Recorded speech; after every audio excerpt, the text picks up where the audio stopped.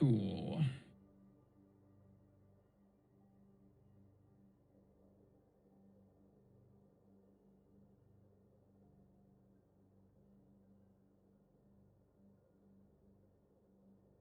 Okay, I think everything's good. I think we're good. I think we're live.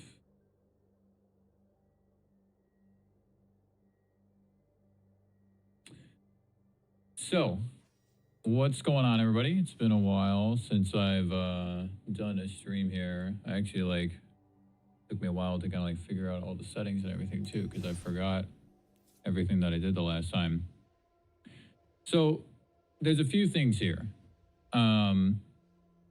This was I haven't been playing that much Magic since the Ninja Turtle set came out because I'm just not that interested. You know, the Ninja Turtles is definitely, it doesn't hit any nostalgia for me or anything like that because I wasn't really that into it when I was younger. I also just don't think it's that good of a Magic set, you know, similar to the Spider-Man set. I do think it's better. It's much better than the Spider-Man set. I think the Spider-Man set is one of the worst Magic sets that has ever been made. But I'm not that impressed with this Ninja Turtles set just yet. So I just wasn't really that interested. And it's one of those things where last year we had one of the worst sets in the form of Spider-Man, which happened to be a Universes Beyond set. So, you know, I'm personally not a big fan of Universes Beyond, but at the same time, we had two Universes Beyond sets last year that were excellent, Final Fantasy and Avatar. The one thing I'll say about the Avatar set is that while it was really good, the power level in that set is kind of nuts. Right? The power level in the Avatar set was noticeably higher than a couple of the other sets that came before it. But even so, it was a really good set. The art is really good. It's really true to form with the, you know, with the show and everything. And the Avatar show is one that I actually like. And the Final Fantasy set was really good too, even though Vivi was horrible. And one other thing with Final Fantasy is there aren't really that many cards that have stayed relevant, if you think about it. Esper Origins is still played a decent amount. Cecil is still played a decent amount. But there aren't really that many cards from Final Fantasy that are still played. You know, sometimes you see the Planisphere and stuff like that. But I do still think it was a good set. The Ninja Turtle set is just, it's similar vibes to Spider-Man. But I do think it's better than Spider-Man. I think the sneak mechanic is a little bit lazy. You know, it's very similar to the ninjutsu mechanic. But still, I think it's a little bit more fleshed out. I absolutely despise the art. Like all the pizza and all the cheese and all. It's like, it feels, I'm going to be a little harsh with this, but it feels like a little juvenile, doesn't it? It feels like a little juvenile, like, you know, just being dumb college freshmen, like scarfing down pizza in your college dorm room. That's the vibe I get from the Ninja Turtles set. It's just not very sophisticated, you know, and even though Magic is like fantasy setting and a little bit nerdy and all, I do feel like historically it's always had a sophistication to it. Hey, what's up, Sanity? So, you know, it's like, I feel like the Ninja Turtle set is lacking in sophistication, even though I do think it's actually a pretty good set, mechanically speaking. So that was a big precursor to you know, this stream here, but those are reasons why I haven't been playing that much. I really haven't. I didn't play that much last ranked season either. You know, after those few videos that I put out, I was just like, man, I'm like burnt out on Magic for now. And I think that a lot of people are kind of feeling that way, that there's a little bit of burnout happening with how much new sets are being released all the time and how fast everything's moving and stuff. So I did finish in Mythic last season, but it was only like 3 or 4 days before the season ended. And then I just didn't play. So I didn't play for the last few days. And then I didn't play in March until like a couple days ago. So I haven't been around. I've been a little absent. But there's a few things that I want to say about a couple of things that I am working on. So this was the last Dimir mid-range video, right? This is pretty much the exact build that I put out. There's just a few differences here. I think I had 3 gifters in that and only 2 bats. I swapped that for 2 gifters and 3 bats. I had a Glenelendra in the main board and 2 tie binders. I now have 3 tie binders and the second Glenelendra in the sideboard. But otherwise, this is pretty much the exact one that I put out. This is the fairy sub-theme Dimir mid-range deck. I still love this deck, and I like it more than the other one. This is the one that won the Arena Championship. All right, I just copied the exact list. Very different from mine. You know, there's basically no fairies in here, and not as much interaction, actually, just a couple less interactive spells. I added a Glamour Gifter instead of the Wanshi Tong. So the Wanshi Tong was in the main. And I forget what else was here in the sideboard. There was something else in here that I thought wasn't that relevant, and I added a gifter because seriously, I just think the gifter is so good in this deck. But there was a Wanshi Tong in here. I prefer the one that I made. I prefer this one with the fairies, but it's different. You know, it's a very different approach. But the one card that had the most attention for me with the release of Ninja Turtles was Dream Beavers, and I think that's probably not so surprising. Like, if you guys have been following my stuff and you kind of know a little bit about me at this point, like, you know that Dream Beavers is the kind of card that I would want, right? I mean, come on, like, this is exactly the kind of card that I would want to play. The 1/1 flyer for 1 mana with all these upsides when it enters. So it's a natural fit into Dimir midrange, because it's a very good turn 1 play for a little bit of tempo and a little bit of, you know, smoothing your draws and stuff. But it's also a very good target to pick up with Kaido, because then you replay it, you get all these effects again. So I was wondering, how much is it going to elevate Dimir midrange? And how is it going to affect the build? Like, is this one card really going to affect the build that much? It turns out yes, actually, believe it or not, for a few reasons. So one is that the Dream Beavers, this is kind of funny, isn't it? So look at this. The Dream Beavers is kind of similar to the Dream Thief. I don't know, there's something about these dream cards that have similar effects. But, you know, look, the Dream Thief surveils, right? 1/1 flyer for 1 black mana. It surveils, and then you can exile it from your hand or exit the graveyard to draw a card. So the Beavers is similar, but the Beavers is just way better, right? So now you're scrying, which is basically surveilling, but then you drain your opponent for 1, you gain 1.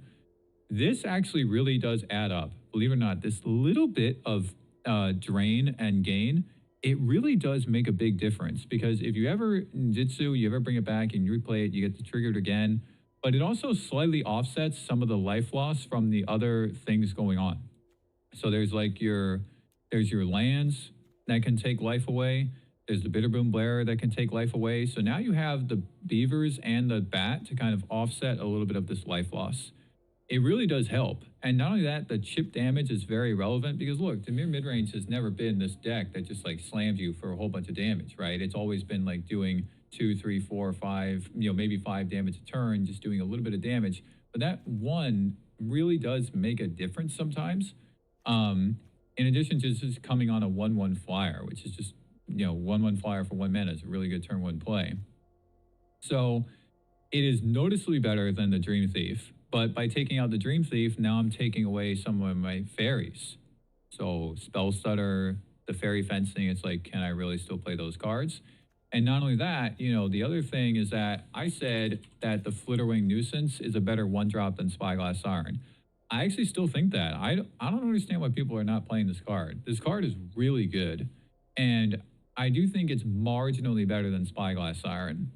However, the Beavers actually elevates the Siren a little bit. Because now what you do is you play Siren turn 1, turn 2 you play the Beavers, and then crack the map token. And before you crack the map token, you're using the Beavers. So is there a land on top or a non-land? You know, what do you want from your map token? Do you want to find a land? Do you want a non-land to buff your creature? So the Beavers works really well with the Siren. These two go hand in hand, and they're like a tag team. And that actually is a very similar vibe to the first Dimir mid-range deck that I put out before rotation last year, where I had 4 Sirens and 4 Dream Thieves. That's basically what this was. Siren and Dream Thief being a combo. That was before, you know, the release of Lorwyn, the new Lorwyn set with all the new fairies and everything. So that's basically the 1-2 punch with this deck now.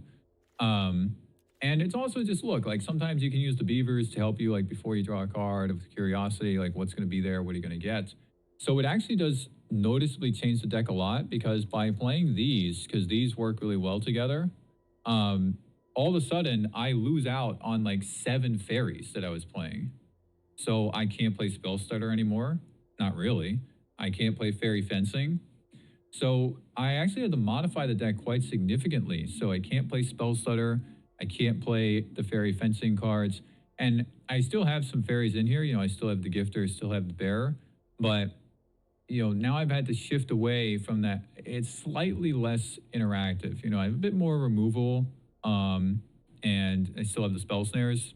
But by playing Siren, now you can play Tragic Trajectory. Because when you crack the map, it triggers Void. So Ninjutsu also triggers Void, right? If you remove something with one of your other spells, then it triggers Void. So throwing in 1 Tragic Trajectory elevates the deck quite a lot. And not only that, the Tragic Trajectory is very important in a lot of circumstances, like Iron Shield Elf, right? Because Iron Shield Elf is indestructible when you discard a card. But you can -2/-2 it. Very good with that. Very good with other things that might be indestructible, or, you know, a similar kind of thing where you just can't kill it with just a typical removal spell. So this actually adds quite a lot of value, because everybody's playing Rakdos Discard now. Rakdos Discard is like all the rage. I mean, not everybody, but it's very popular right now on the ladder, especially in these lower ranks. Like I'm Platinum right now because, you know, I haven't played this season very much. The Rakdos Discard is a very popular deck. And the Iron Shield Elf is like in every single one of those. So it's actually changed the deck a lot. I still really stand by this Bitterbloom Bearer, because it's not as strong as you want it to be. It's vulnerable, and all these fairies can just die to fire magic or pyroclasm or whatever. The double black has always been something that I've talked about quite extensively, how it can be an issue. But here's the thing. I've said this before in one of my other Dimir mid-range videos. Kaido is the power play, right? This is like the biggest threat that you can put down that's going to do damage to your opponent, that's going to mess with their stuff, that's going to draw you cards, do all these things. But the drastic change that I made in my last build is that I'm not playing 4 Kaidos anymore, and I'm still not, because I just don't think Standard is in a place where ninjutsuing and Kaido on turn 3 is that good anymore. If you're on the draw in game 1, it's terrible. It's absolutely terrible, because then turn 4, your opponent's just going to play their mega powerful stuff, and you're going to lose the game because you just have Kaido. I find that things have slowed down a little bit. I'm kind of wondering if, you know, you guys think the same. I do think things have slowed down a little bit. It's not quite as crazy as it was, but even so. So you have a power play here with Kaido, but you can't do it as often. Curiosity is a power play as well, but it doesn't really threaten your opponent. It just allows you to draw a multiple bunch of cards. So these are kind of like your power plays, your win conditions. And then, like, without this, the deck isn't really like doing anything. You know, it's like tapping down your opponent's stuff with Flood Pitch Down, maybe taking things from their hand. Like, that's great, but you need to actually get in and kill them somehow. The Bearer, really, I gotta tell you, man, in some of these matchups, this is the win condition. It's not like that, and there are a lot of matchups where that's not the case, but there are absolutely matchups where that is the case. This is how you win, because every turn you get an extra point of damage, an extra point of damage, an extra point of damage. So then you're hitting for 3. Now you're hitting for 4. Right now you're hitting for 5. So this thing, if it goes unanswered, and it also makes chump blockers and stuff, this really is another power play alongside these. Now, that being said, there are matchups where it's just bad and I just take them all 3 out. But that's fine, because you don't know what you're going up against during game 1. So there are matchups where the Bear is bad. There are matchups where Curiosity is bad, like Is It Lessons, because Combustion Technique just exiles it. There are matchups where Kaido's bad, especially against Nova Hellkites. So you can take these out, like take out the Kaidos if they're bad, take out the bearer if they're bad, take out some curiosity, maybe leave like one, but take these out if they're bad, and you're giving yourself a bit more, what's the word? A little bit more potency, I guess, to try and get things done. And I still stand that the gifter is phenomenal, especially with the bearer, because if one of these flyers gets through and you have emblems from Kaido, then the gifter buffs it even higher because it becomes a ninja and it gets benefited from the emblems from Kaido. The gifter is also extremely powerful with the Deep Cavern Bat. This is something that I undersold a little bit in my last Dimir midrange video, because targeting the bat with this is going to gain you 4 life at minimum. So that's pretty good. Is this the best version of Dimir midrange right now? I don't know. That's a good question, Keith. I haven't played it that much. How many matches did I play with this? Like 4 or 5 or something? And I actually won every game. So, but I'm in platinum, right? So it's like, how relevant is that really? What I will say is, putting aside what I've said about Beavers, right? Beavers in this last explanation here. This is my version that I put out in my last video. This is a very strong version of the Dimir midrange, and I've seen a lot of people playing it on the ladder. I actually saw somebody play it in one of Shahar's videos, but they did lose that match. I think that player actually made some mistakes, but I'm seeing it crop up more and more, and I'm glad to see that, because this is a very strong version of the Dimir midrange, but it's really hard to play. And I think some of that maybe an aspect of how I build my decks. I'm not the kind of person who like builds decks to focus on like one specific thing and just hammer in and double down on that one specific thing. So I think it's very easy with this version to play the wrong thing at the wrong time. There's also this version from the AC 11, the Arena Championship 11. The only difference is that I added a gifter and they had the Wanshi Tong in the main. This is another very strong version. I did very well with this version in Mythic when I was trying it. I think I had about a 60% win rate. So these versions, these two, this one and the one that I made, are very good. I think that they are stronger versions of the Dimir midrange. I don't know if they're the best. This is the version that I'm working on now with the Beavers and the Siren. It feels really, really good. I think it's too early for me to say, though, how it compares to the rest of them. But again, man, people are undervaluing this bearer. People are undervaluing this gifter. These are both very good cards from Lauren. And I also think that there's I think people are a little afraid and a little apprehensive to be a little bold with the Dimir midrange. She's like, yeah, I'm going to play 4 tie binders, 4 Kaidos, 4 curiosities, and that's it. Like, or I'm still going to play Pierce to the Schism, and that's it. Like, I think people are they're not really seeing that you can, that some of these, there are these situations where these things are not quite as good as you think they are. I also think that there's a big discrepancy. This is a big thing, guys. There's a huge discrepancy between how well any deck, especially Dimir midrange, performs in a tournament versus on MTG Arena ladder. It's a massive difference. So this goes for any deck that you see, for anybody who's actually here listening. When you see a deck list from a tournament, you need to take it with a grain of salt, because that tournament list is catered to the playing field. Whenever people are brewing for an event, for a tournament, they're brewing with like 10 other people at least or whatever, and they're discussing what is the metagame going to be? What decks are we going to face? What cards are we going to put in? What are going to be our best matchups? What are going to be our worst matchups, right? Like, those discussions don't happen for MTG Arena ladder, because sure, you may see a lot of landfall. Sure, you may see a lot of Visit Prowess. Sure, you may see a lot of Rakdos discount, but you're going to get all these weird janky, you're going to get tons and tons of different decks for MTG Arena. So whenever you build for Arena, it's going to be different than when you build for an event. And not only that, for any event that you build for, whether it's an MTGO challenge or a local event or an SCG or whatever, or an RCQ, all those things, it's going to be, you need to look at as like an independent thing somewhat compared to the other experiences that you've had to a certain degree. You know, look at the metagame for standard overall and your experiences on ladder and all this stuff. But you need to just have these very particular conversations about the actual event that you're going to. So all that being said, it's hard to say like what the best version of any deck is because what context are you applying it in? In the case of the Arena Championship 11 that happened and Dimir midrange won, you know, this is the deck that actually won the whole event. This was probably the best version of Dimir midrange for that event because, you know, it won. There was a lot of landfall, so Wan Shi-Tong in the main deck was really good.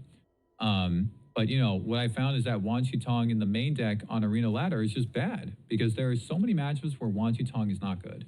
Anytime you go up against a deck that's playing red, Wan Shi-Tong is bad because it dies before you get the counters and everything on it. So you can draw cards, but it's just dead because it's a 1/1 before the counters get put on. And then it dies to Seam Rip, it dies to Requiting Hex, all these things. There are so many matchups where Wan Shi-Tong is bad, but it's really good against Simic. It's really good against Landfall. So, you know, that's just like one tiny little nugget of how designing something for a specific event is very different than designing it for other contexts. So, you know, this is why I wanted to go live today, guys, because there was a lot of thoughts that I was having after coming back from taking the break. And not all of it is about Ninja Turtles. You know, I have thoughts about the Ninja Turtles, but it's just kind of like these thoughts that I was having, like about deck building and about standard and about, you know, little modifications to decks and stuff. Yeah, Wan Chi is more of a draw spell. That's true. And not only that, like, so I have it in the sideboard here because there are a lot of, yeah, exactly, Santi. So it's like there's a lot of matchups here where Wan Chi is really good because it can, against Landfall, Simic, any deck that searches the library, this is mega upside. You could even just play it on turn 2 without any X. But there's also just these grindier games where you want the Wan Chi for the card draw and to have a Vigilance flyer with Flash. So I think it's just better in the sideboard. You know, of course I have Unagi in here. That's a really good sideboard card. The other Kaido's in here because Kaido's really good in certain matchups. Against control decks, Kaido's really good. Or just sometimes Kaido's good against these grindier decks as well that don't kind of like, they're not going to like kill him like right away. So if you ninjutsu him on turn 3, it's actually good because now you have a bigger threat. But anyway, you know, I was having all these thoughts about the deck building, about decks that I was like seeing people play and stuff like that. Thoughts about Dimir Mid-Range, thoughts about the Ninja Turtles that I kind of wanted to share with you guys. So I've been playing this version. This feels really good. I don't know if I'm going to do a video about it because it's not, I mean, it is very different from the build that I did, but it's not that different from the Dimir mid-range builds that you've seen. It's just, you know, well, I guess it's different because I play Bitter Bear, I play Glamour Gifter, right? But it's actually interesting. You know, I was wondering like how different is Beavers really, but it turns out that it changed the deck a lot. Another thing, I forgot about this. This card is awesome, right? The new Anoint with Affliction. This is basically Anoint with Affliction reprinted. Exile target creature, mana value 3 or less. This is really good. This is an easy sideboard card for any deck that has black because you got Enduring Innocence, you got Unstoppable Slasher, you got the Phoenix in the discard decks or the Bloodghast, or even the Iron Shield Elf, or anything that's indestructible, even Ketramos. This even kills Ketramos because it exiles it. So this is a really excellent addition to Standard. But the other thing that I was working on, so the other thing is, you guys remember Hopeless Nightmare with the Pixie decks? So the enchantment, right? The 1-mana enchantment, they lose 2 life, discard a card and all this stuff, right? You bounce it, then you replay it. This is kind of a similar vibe to that, isn't it? Because they don't discard a card, but it does drain your opponent. You gain some life, you get to scry. So I was like, man, well, what about playing it in bounce? A couple content creators did play that in the early access event. They played a bounce version, but nobody's really been doing it since the early access. I wanted to try, but what I found is that the bounce is, even when I was just building the deck, it was so weak. Like I had my bounce deck. Where was my, I think I deleted that deck. I don't know. I think I deleted that deck, my original bounce deck, because I haven't played it since before Avatar came out. So I had my bounce deck, my Orzhov bounce deck with Pixie and Kieran. But this is, the thing is with the bounce, it's just so weak. Bouncing the nowhere to runs, bouncing the Grim Bobble and replaying it or whatever. Yeah, it's, yeah, Death in the Family is really, really good. Really, really good. But and then there's like a Dimir bounce deck that's pretty interesting, right? With the typical Boomerang Storm Chaser's Talent combo. Then there's like Esper Pixie that has seen a bit of an uptick. Who played it? Oh, Arna Hushenbeck made a Esper Pixie video, right? But I gotta tell you guys, the bounce decks are just weak. Like, I hate to say it because I really like the bounce decks. You know, the Pixie decks that I put out, those are some of my best videos, but it's just weak. So here's the thing.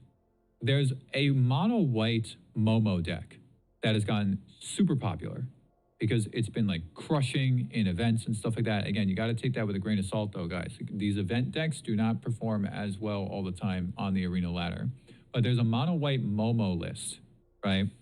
Momo, Springleaf Drum, Sage of the Skies, Zenith, Halia, right? This is that deck. This is that deck right here. And it's got Pixie, right? So this is the list from the mono white Momo, basically. The numbers are slightly different, right? I don't have the 4 Shepherds. I think some of them don't play 4 Zeniths or whatever, and not 4 Pixies. But I wanted to try something because one of the biggest faults that I saw with that deck, it doesn't draw cards. The only card draw engine is Halia, and this doesn't trigger all the time. Not only that, the only creature with lifelink was Sage of the Skies. So to have this trigger, you need to like attack with Sage or attack with like Voice of Victory. And if you don't do that, then Halia doesn't trigger and you don't get to draw a card. Does Azure Beastbinder still have play in Dimir? Good question, Joey. I would say no. I would say no. It's a little bit too slow. It only hits for 1. And I don't think that, even though you can turn off like a Monument, you can turn off an Iron Shield Elf, you can turn off a Grand Gram, you can do some of these things. I just don't think it's enough value because it just doesn't, there's too many, there's a lot of ways of dealing with it. It does die fairly easily, but not only that, I just think that it's a little bit just too weak. You know, it doesn't quite do enough. I think if there weren't so many ways to go over the top of Azure Beastbinder or just play around it and like ignore it and just keep playing multiple threats in a turn, then it might be more relevant. If it's more like a 1-for-1 exchange in standard. So this is the mono white list, right, with Momo. And there's been a lot of people putting videos about this. Doomwig, Arna, I think Ashlizzle did one. This deck is all over the place, right? So the idea is you have Momo and you have Springleaf Drum, and then you get 2 Sage of the Skies on turn 2. So you play Momo, play Springleaf Drum, tap Momo. This is only 2 mana, and then you get 2 copies of it. So this is a very powerful interaction. But again, the fault with that deck, it doesn't have a way to draw cards. It doesn't have a way to get through the deck other than Starfield Shepherd and Halia.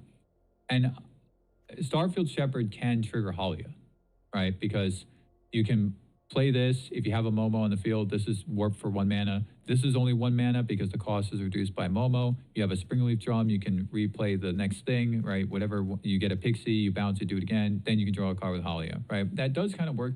But you see what I'm saying? It needs a lot of stuff. It needs a lot of stuff. It needs a Momo. It needs a Drum. It needs a Sage. It needs, it needs all these things to kind of be happening for you to get the value and keep drawing cards and all this stuff. So I was like, well, is there something else that can be done here, right? And the other thing that I was thinking about the Beavers, aside from Dimir midrange, is with Pixie. Because this is awesome. Play Beavers, play Pixie, 2/2 flyer, pick up Beavers, replay Beavers. That is, you just paid 2 mana for a 2/2 flyer, drained your opponent for 1, gained 1, and scryed 1. That's really good. And you did this twice because you did it on turn 1. So I was like, can this fit in an Orzhov shell? And I didn't want to do an Esper shell because I just, you know, I don't think that the Esper Pixie deck is in a place where it can perform really well. It needs to be low to the ground with a low mana curve, but anytime you play like three, what was I gonna say? Like three colors, it's hard to get things going in the early game. Because what if you don't have all the colors you need? Just innately, when you play a 3-color deck, it's hard to get going early unless you have like all the mana creatures like in Bant Rhythm, because that's actually pretty easy to do. And the Pixie deck needs to have all these early, easy, cheap plays in like the first 3 turns. So I was like, what about Orzhov with Beavers and Pixie being together? The problem is that the bounce decks, especially Orzhov bounce, is just weak. It plays too fair in a standard meta that plays very unfairly. But, you know, this Momo deck, this mono white deck, it's got some things in here that are extremely powerful. Momo with Springleaf Drum and Sage of the Skies is extremely powerful. Springleaf Drum and Momo with Cosmic Grain Zenith is extremely powerful because you can have a Zenith on the field, you can warp a Holly for 1 mana, then you can play a flyer like Sage for only 2 mana, that triggers Zenith. This is doubled up, you get 2. You see what I'm saying? Very, very powerful. But for one thing, the Orzhov mana base is phenomenal. Look at how easy it is to like. Look at this. It doesn't get any better than this unless you're Simic, right? And Boros, those are the same. So, you know, the Orzhov is easy to slot in here with the Beavers. And let me tell you guys, this Beavers really elevates this deck tremendously because this card is an incredible 1-2 punch with Halia. You play Halia, you warp it, you gain a life. You play Beavers, or one more, this is turn 2, right? 1 mana, you gain a life off of Halia from entering. Then it enters, you gain a life. You lose, you drain your opponent, you scry, and then you draw a card after you've scryed. And then turn 3, you replay Halia. Then you can play a Pixie, do it again, do it all over again. You see what I'm saying? This is phenomenal. This is phenomenal. And I can't believe that nobody has seen this. This is absolutely phenomenal. Such good value. It's easy to trigger Halia. You don't need to attack with Voice of Victory into your opponent's strong thing that might kill Voice of Victory or whatever to trigger Halia to get the, you know, the creatures from the tokens, the mobilized tokens. This is how you do it. It is so easy. Just warp the Halia, play Beavers, and now you've triggered Halia.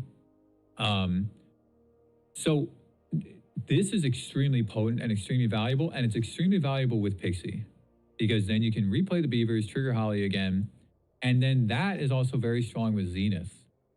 See, so now we're layering. We're layering the value because now you can gain life off of Halia, gain life off of Beavers as well, draw a card with Halia. You can also use the double spelling here with Pixie and Beavers to trigger Zenith, make tokens. That's going to trigger Halia again because you just made 2 tokens. They're going to enter after the other creatures enter. That's going to draw a card. You see what I'm saying? This is huge value. Huge value. And with the Springleaf Drum, it becomes easier to do these things. But then now, not only that, you have this extremely other potent combo with the Momo, the Drum, and the Sage, which is also bonkers with Zenith, because if you have 2 Sages and you put ++1 counters on them, that's pretty, and ++1 counter on Momo, that's pretty good, right?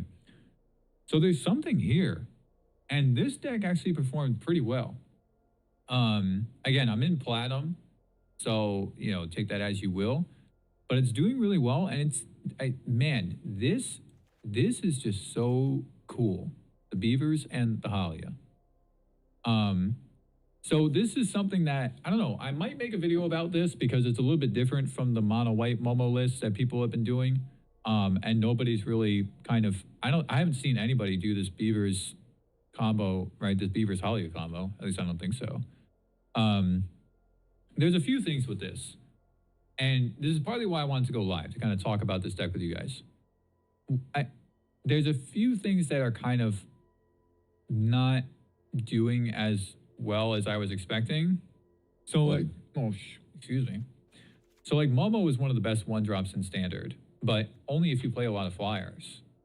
So I have that Azorius Flyers video that I put out. That's fantastic, right? But this deck doesn't have a lot of flyers. Just Sage, Pixie, Beavers, that's it. And not only that, the only one that you get a cost reduction for is Sage. Because the others are, oh, and Shepherd as well, which actually is an important piece, because then you can warp the Shepherd for 1 mana, you can go get a Beavers, right? This is also like, dude, these things, they really, like, there really is a layering to the value of this deck now. But so, you see what I'm saying though? There's not that many flyers. So the only ones that get a cost reduction are these two, which is only 6. But I'm apprehensive to like play more flyers because I don't know how to find the room for it. Like, do I take out Halia? Do I take out Zenith? Probably not. I'm not going to take out the drum because the drum is not only important for the Sage and Momo thing, it's important for the Zenith thing and all the other stuff, right? The drum really adds a lot of value to this deck. And then there's like the interaction, which I definitely don't want to cut on. I already only have 22 lands. So can't really go down on lands. But you see what I'm saying? There's not really enough things that Momo is going to reduce the cost for. But I can't think of a 1-drop that's better to play in this deck. There's the other Momo. The other Momo you can potentially bounce with Pixie and then get some value from. But I'm only playing Pixie. There's no Kieran, and I don't think playing Kieran in this deck adds a lot of value because I don't think making more bounce targets is going to be that good. You could have Beavers as a bounce target. You could have more nowhere to runs maybe, but I just don't think that's good. I just don't think that's a good direction for the deck to go. So there's like this, but this is pretty mid, if even mid. There's like Cecil. Cecil's a good 1-drop, but it's a black 1-drop, and there's so many white spells in here. There's like Novice Inspector, which actually does work with Halia because it makes a artifact, it makes the clue token, so that draws a card off of the Halia, right? If you play Halia and Novice Inspector on the same turn. But I can't really think of like what is a powerful 1-drop to play in this deck aside from Momo. Because man, I gotta tell you guys, when you're trying to do this, when you're trying to do this Momo Springleaf Jump Sage thing, if you don't have all the pieces, it just sucks. It just sucks. You have a Momo on the field that's not triggering, that's not doing anything. Yeah, right? That's what I'm thinking, Sanity. It might not be worth it. So, like, if Momo's on the field with this deck and you don't have a Sage to follow up with, it just sucks. And if you have a Sage but you don't have a Momo or you don't have a Springleaf Jump, it just sucks. So it's extremely awesome. Like, I actually crushed a game against 4-color control with just Momo and Sage. This was absolutely, I just ran away with that match. Not only that, the Sage is very powerful with Pixie. This is something I said in my Pixie videos. Because you play Sage, hopefully you have 2 of them on the field, right? You attack with the non-token Sage, you bounce it with Pixie, and then you replay it. And now you get an extra Sage. And you can just keep doing that every time you have a Pixie. So that's really good. But, you know, I don't know, man. Like, I was thinking, like, what about Deep Cavern Bat? Deep Cavern Bat kind of fits in this deck a little bit. Deep Cavern Bat also would get reduced by Momo. But then, like, you know, I could cut down on the number of Sages, maybe. I like having the 4 Pixies, because the 4 Pixies works very well with Beavers. It works well with Halia. It works well with Zenith, right? So this kind of feels like the deck core over here. And then this is just like an extra thing. I was also wondering, is there a 1 or 2 drop that can do a similar thing to the Beavers? I can't really think of one. Like, is there a 1 or 2 drop that can kind of do a similar thing to the Beavers where it's helping you generate value by looking through the deck in some way? You know, the Beavers let you scry. Is there one that kind of lets you draw cards or scry or surveil, whatever, aside from Fairy Dream Thief, right? Because I don't really want to play that one in this deck. And I can't really think of one. I especially can't think of like a 2-mana one. There's like Charming Prince, That one lets you scry 2. But I can't really think of like a 1 or 2 drop that's going to smooth out the draws. You know what I mean? Or help you draw cards. Or trigger Alia, aside from Novice Inspector. So I've had a bit of a tough time fine-tuning this deck. I basically just took the mono white Momo list, took out the Voice of Victories, and added Beavers, and then I just added some black interaction. But it does work really well. It does work really well. I just don't think that the Momo provides enough value here. The mono white list also runs 4 Shepherds, which I don't think this card is good enough to run 4 of, even with the Halia, even with the Zenith and stuff like that. So those are kind of the 2 decks that I wanted to talk about. You know, the updated Dimir midrange, and then the Orzhov, which I'm calling Orzhov double spell. Right? I'm not calling it Orzhov bounce or Orzhov pixie, whatever, because that's not really what it is. It's double spelling. That's how the deck does its power. So maybe you know what I'll do though? I'll play a game with the Orzhov to kind of show you guys how it's how it works, and then maybe we'll have some thoughts. You know, we'll have some thoughts about how to change it a little bit, and maybe you'll get to see what I'm talking about too, where there are just these cases where the Momo is not providing the value that I want. It really is like Beavers, Halia, Pixie, Zenith. That's like the good stuff that you want.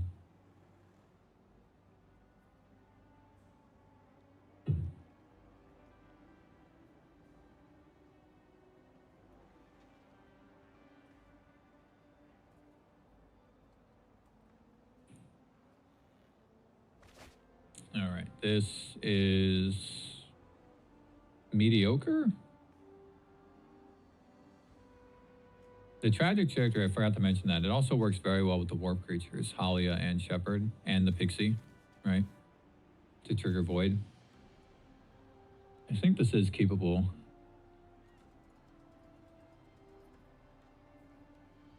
Because I can potentially get a land with this and then get a land with this.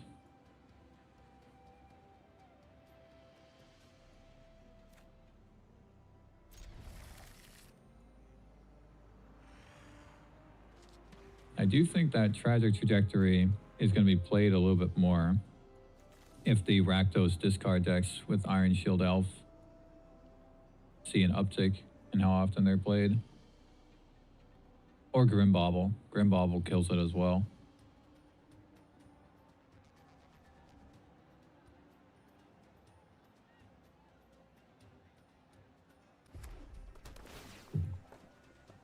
Oh, it's control.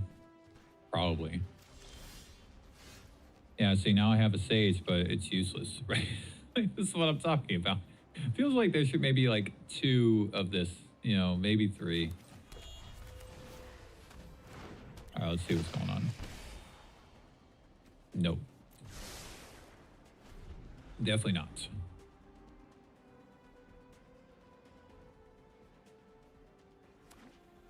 It is definitely Jeskai control.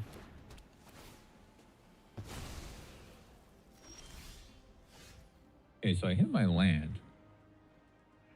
I guess I should just go get a Beaver. Because there's a chance that like I can Beaver and then Sage.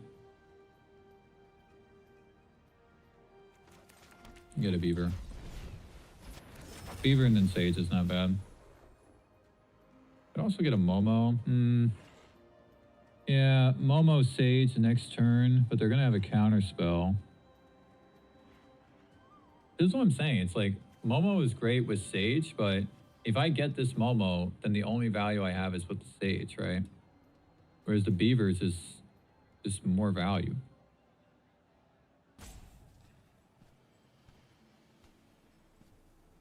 I could potentially like bait a counterspell by playing a Zenith.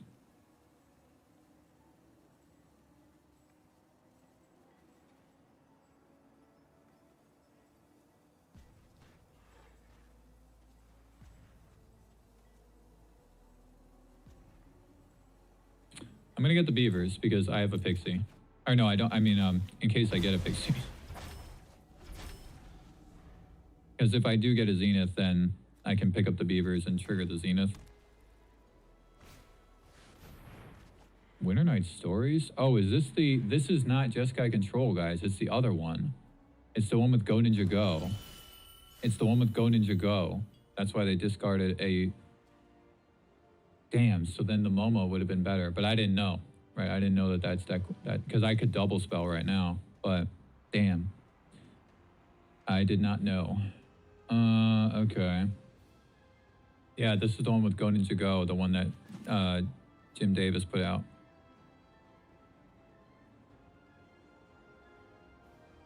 All right. I should probably make this black. Oh, actually, yeah, I'll make it black. All right.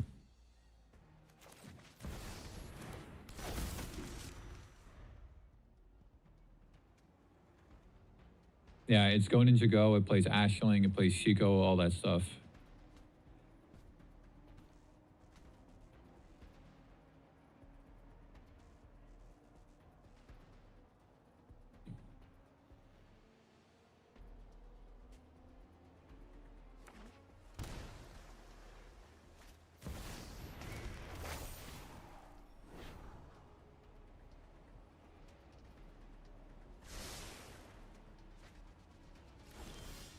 Okay, that was an excellent draw, actually. See, now we'll see the power of this. I'm not going to put counters because they don't have board wipes in that deck. So I think going wide is good. Could also like play another Zenith and then try to get 2 triggers. I think that's too greedy though. Because if I hit a land, I can just like Zenith and then Beavers. Or even just Beavers and Sage. I think it's too greedy. I think it's too greedy to do this.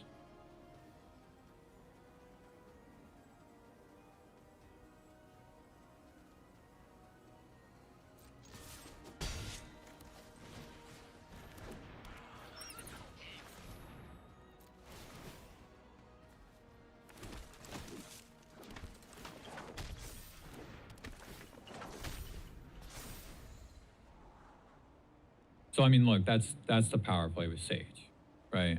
I did get lucky and drew the Momo, but if I had known what deck I was playing against, I would have taken the Momo with the Shepherd, but...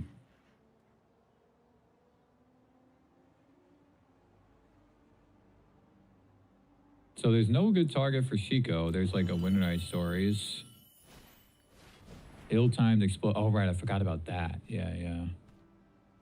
I forgot that they have Ill-timed explosion. They have 2 copies of it, I think.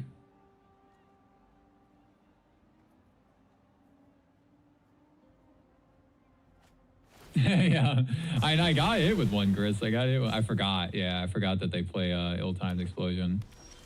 Whatever, that's how it goes. At least I can still do this. I think it's probably better to just put the Sage down. There's a chance that they play a Naya or a Nia. Because then I can put counters on my Sage.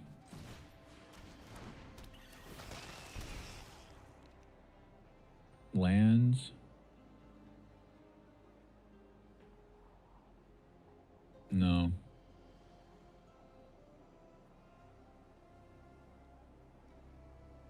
No way. I already have 4 mana. 4 mana is kind of where I need to be. I mean, it lets me like cast the Shepherd, which... Because then I could get a Beavers or a Pixie and trigger Zenith.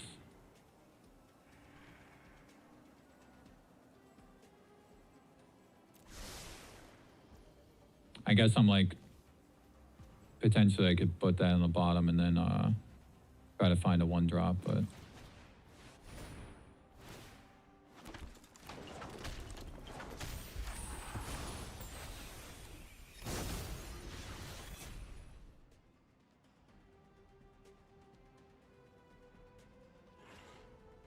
Yeah, I actually did, Chris. I did play a little bit of Brawl. Taking the Beavers instead of the Sage? The token Sage? That's one of the things about the token Sage is that it does get exiled from Seamrip.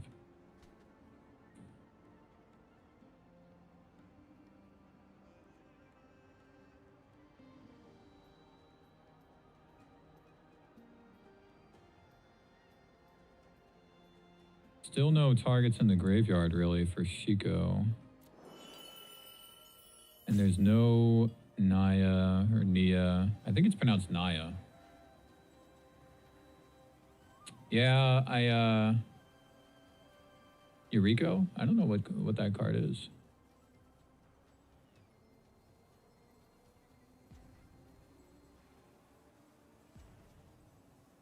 Is that a pun, Chris? Been just disenchanted with Standard?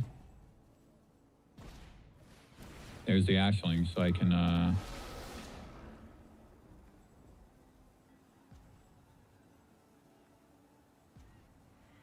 or they can, put... Oh, no, I thought they were going to put something in the graveyard there that they bring back to Shiko.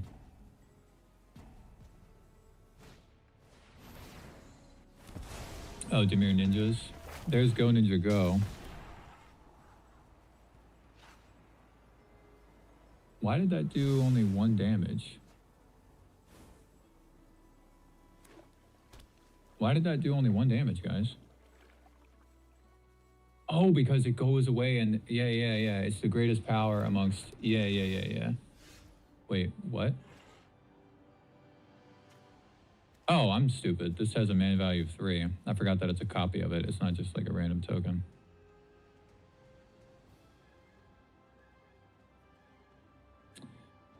What am I doing here?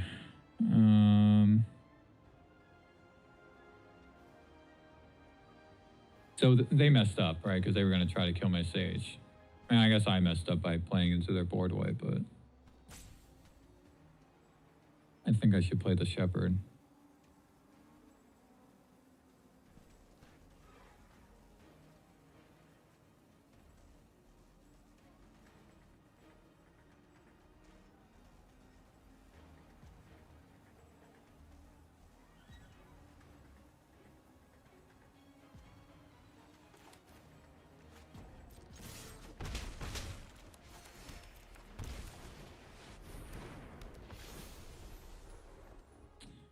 So now it's tempting to get a Pixie though instead of the Dream Beavers because I can pick up this Sage and replay it. But it might be better to just leave it. I think it's better to just leave it because it's going to get counters from Zenith. So let's just get a Beavers. Beavers can help us like scry to potentially double spell the turn after. I mean, this is dangerous, though, because they can Shiko and then Go Ninja Go. So they can Shiko, Go Ninja Go, and then get another Shiko trigger and then play Winter Night Stories. I mean, none of that is too bad, though. Not really.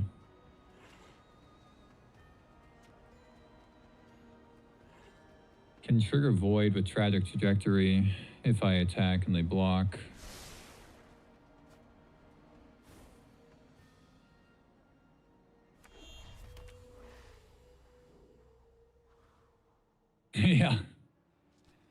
Yeah.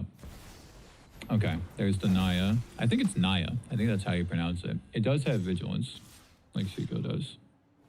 Oh, not attacking with it. That's interesting. I would have definitely attacked with it, because it is Vigilance. Vigilance and Haste.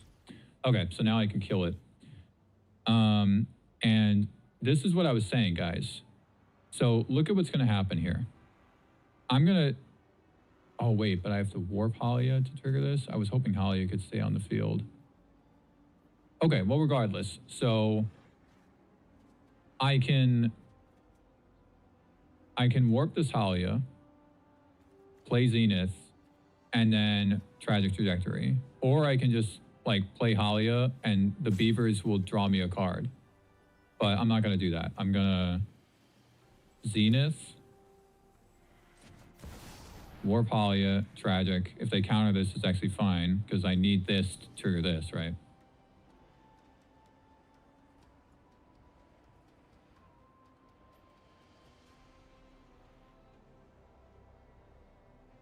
They'll probably counter it, which is fine. Oh no, they anged it. It's also fine. Okay, so now I can still double spell the next turn.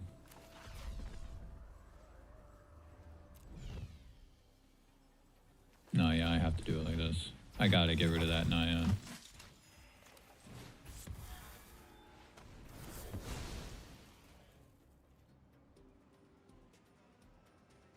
I'm actually fine with attacking with everything here.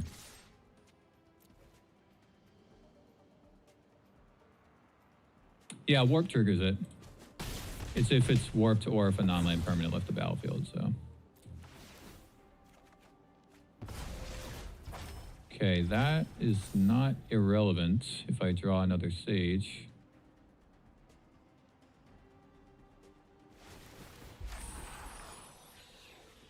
So I should be doing okay here. I have 24 life. So if I didn't do that though, see, I could have warped the Halia and then the Beavers would have triggered the Halia because I would have gained 3 life just by itself. I'm gaining life from the Sages, but it's, you know, that's what I was trying to explain when I was showcasing the deck. Okay. It's a good draw for them. I have good follow-ups here though. I could even like Halia and Zenith. Okay, there's a Shiko, which they might get Lightning Helix. Oh, they might just get Go Ninja Go and Lightning Helix and then target me. Oh, they got the Naya, right, because they can replay it.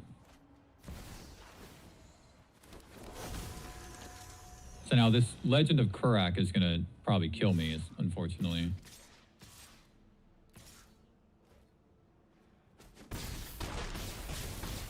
But I am gaining life.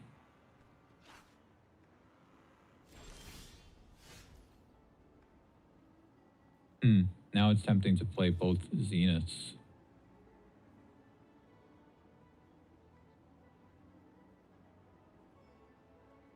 Am I taking too big of a hit? I actually am, because this is 8 and this is... Yeah, I am. Because I can't block these. So, well, I can chump block here. They won't attack with the Ashling, probably. I don't want to block with the Sage, because the Sage might get big enough that it can attack.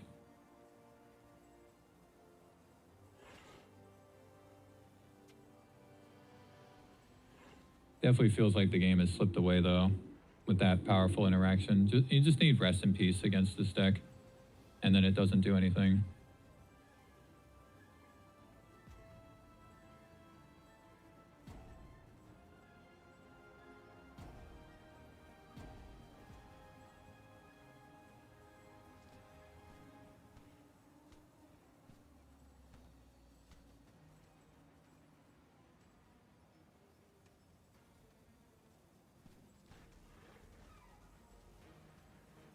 Yeah, I'll just do it like this. I mean, another, like, a Lightning Helix does me in, a Shiko does me in, because they can just get Lightning Helix.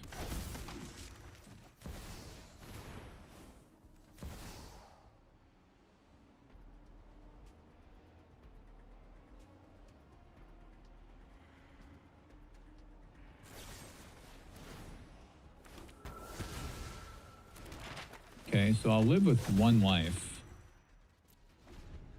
Because this is 8 and this is 7. Jump block, jump block.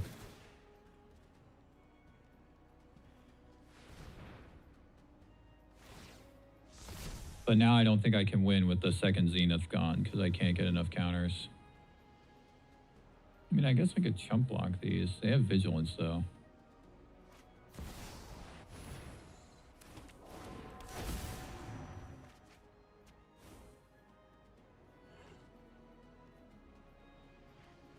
Well, I have to win next turn, right? Because the tokens will kill me.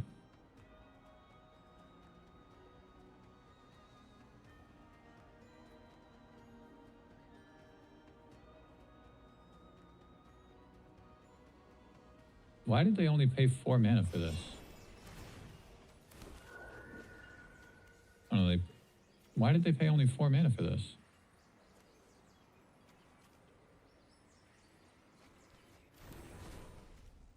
Oh, because the Ashling, right? Wait, no. Because they didn't get them. They flipped it. Oh, no, yeah. Because they had the trigger from the blue side. Then they flipped it. Yeah. They used one of that in red mana. Yeah. I see.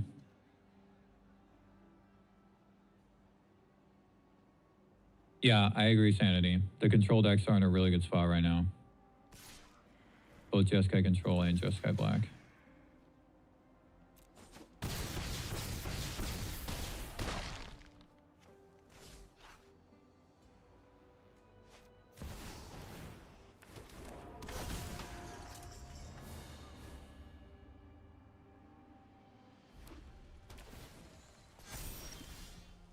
Okay. So, I mean, as long as I get Rest in Peace, then it's going to be an easier game. Really don't like Sage in this matchup because it can't punch through the bigger flyers.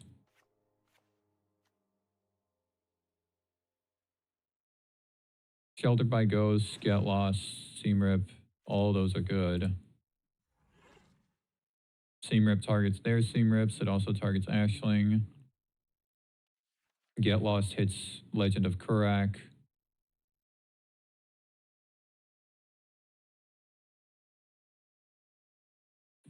Split Up is also good.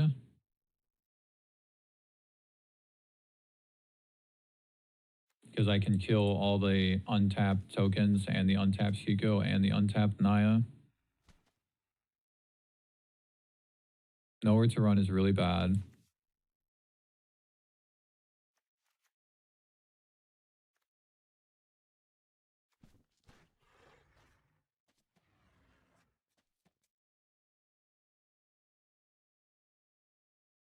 I mean, it is tempting to just like cut the Sage, cut the Momo, and not even do that.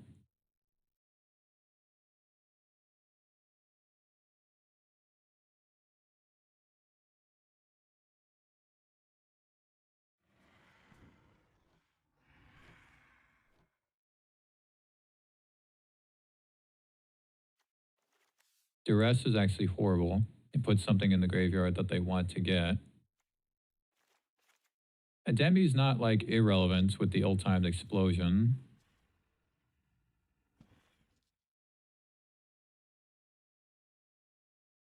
Requisition rate is not that good because once Kurak flips, it's not an enchantment anymore.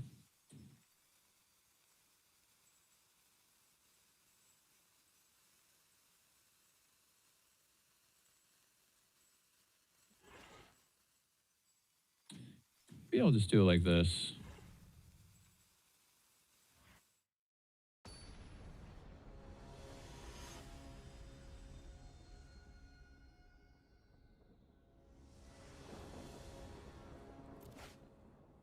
Terrible.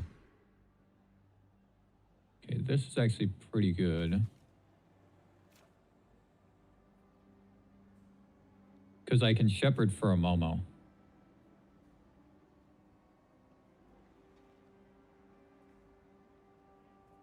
Tempting to just like get rid of a land. Turn 1 Drum, turn 2 Shepherd, go get Momo. Actually, maybe not. Maybe turn 1, just land. Turn 2, Halia, Drum, Shepherd. That'll draw me a card. Do it like that.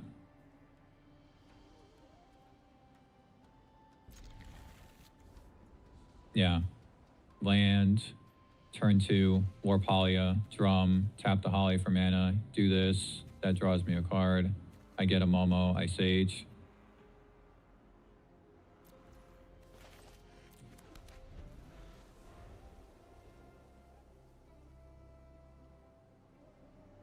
So like Momo and Sage, obviously, like the turn after.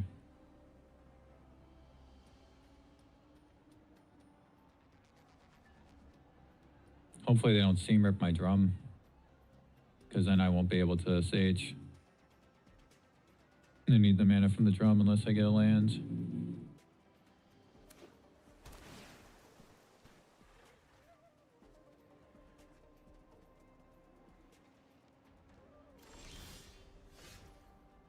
Beavers is good. Warp this. Play this. Oh, I guess I can't. Oh, I did that wrong?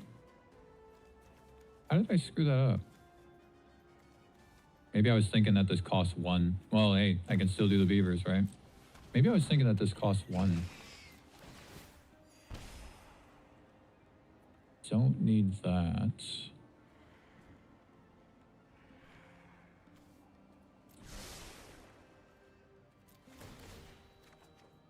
Yeah, I think I was thinking that this costs 1. I don't know. I just didn't think of it right.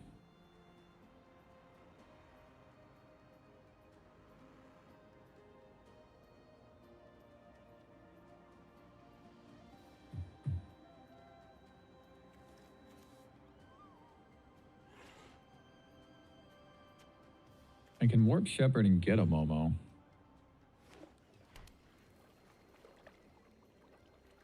Maybe cast Seam Rip then? They can't play Ashling, they don't have red. Okay, that's not bad at all. Another Beaver.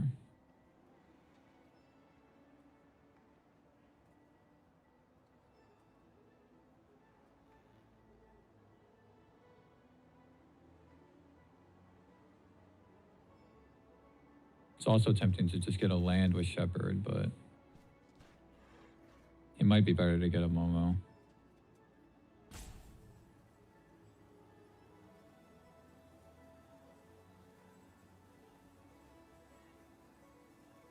I think it's better to get Momo. Because like I can Sage and Beavers next turn.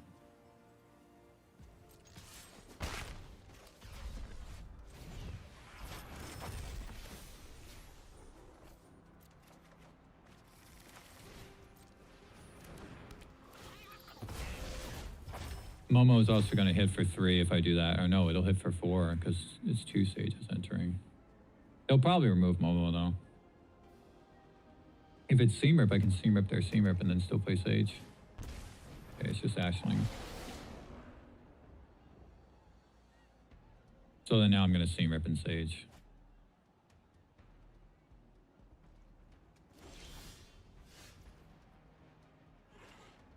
I do need to tap my Beavers to do that, but I think it's still worth, because they can just do this next turn with the Ashling flip.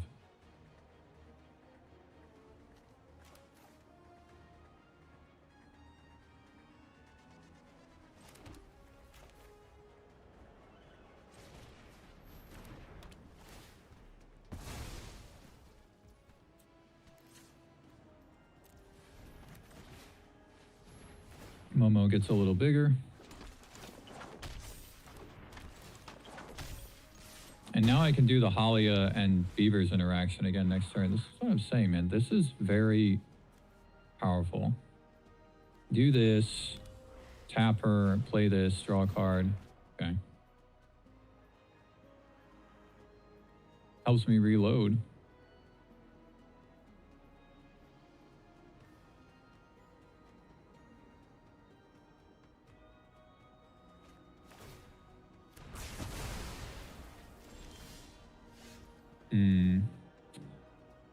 So now I should do that. Maybe not though. Because with the card draw and the scry, I might get another spell. Because if I just do this, I probably can't double spell again. I need to get a 1-mana thing. I will go for the value instead.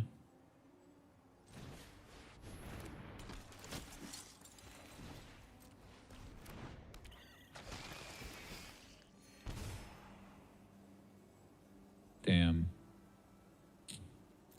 There is a Go Ninja Go in the graveyard, but they can already Shiko, so it might be too late.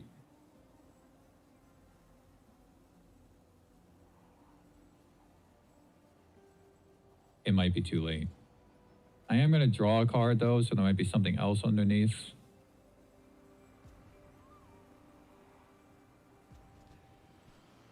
it might be too late. Because if they just cast Shiko, then it's just...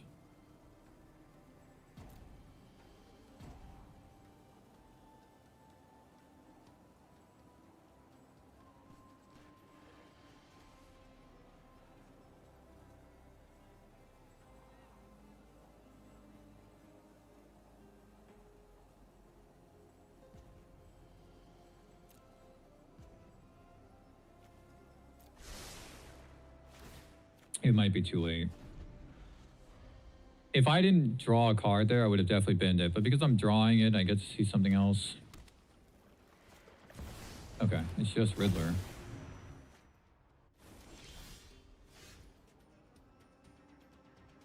So now I can rest in peace and shepherd for another Beavers. Maybe get a Momo. Maybe get a Momo. Because it reduces the cost of these shepherds. Maybe get a Pixie.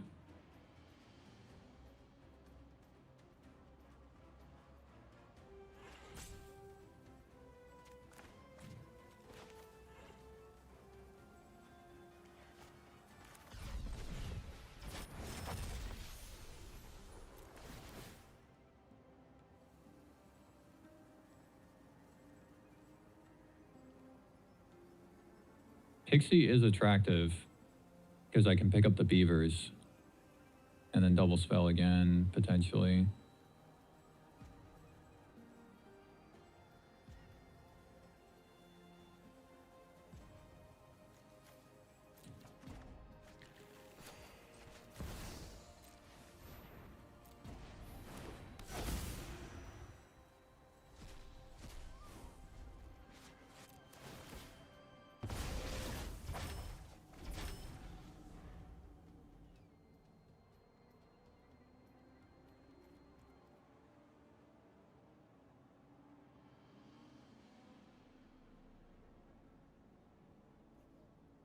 Getting a land was attractive as well, but this, you know, I'm likely to be able to double spell now, but I mean, how strong is that really, though, if they just, like, play an ill-timed again and play all this really big stuff? Okay, so they are going to steam rip my drum. No, they're going to steam rip the rest in peace. Okay.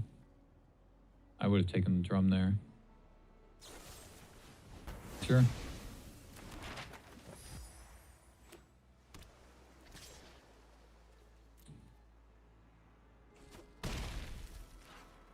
Maybe they have a counter spell or something.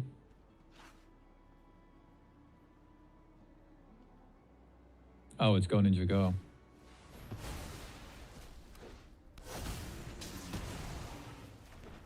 So they have Shiko in hand. That's why they steam ripped that.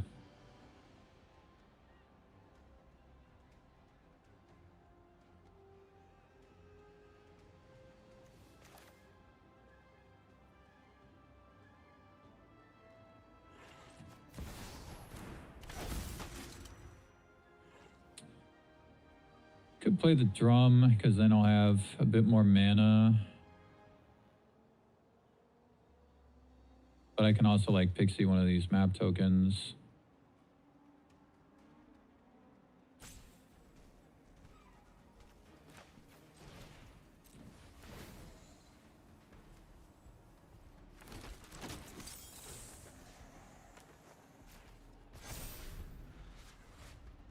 I could have also picked up my Seam Rip there to Seam Rip their Seam Rip and get the rest in peace.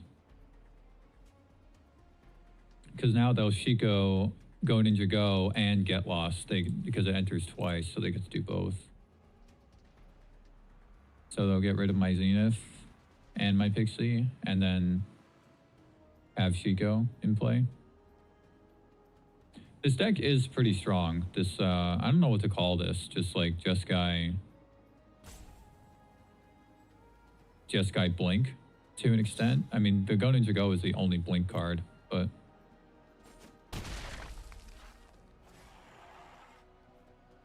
it's the kind of deck that people like, though. You know, people like this fancy, cute thing. You know, people like this stuff. People like this, being able to, you know, it's like very, like, it gets all the serotonin and dopamine spiking in your brain when you do plays like this. So it's the kind of deck that people just like. Very cute, just like, you know, fun little stuff. Go Jeskai, yeah. Go Ninja Jeskai.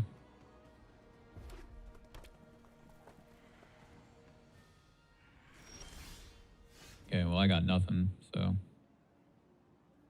I have a shepherd, and that's it.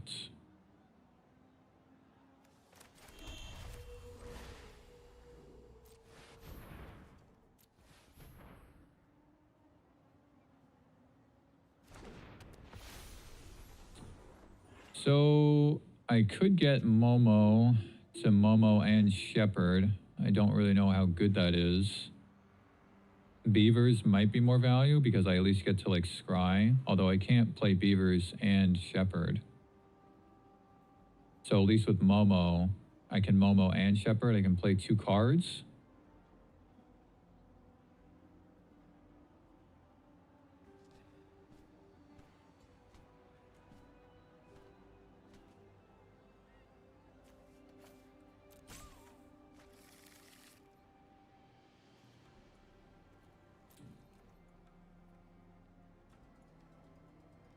They have an Ang. Oh.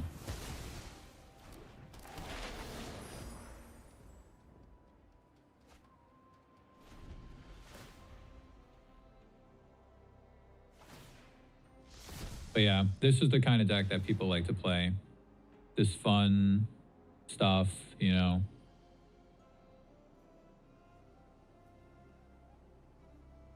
It's a similar feeling to like the old Pixie decks.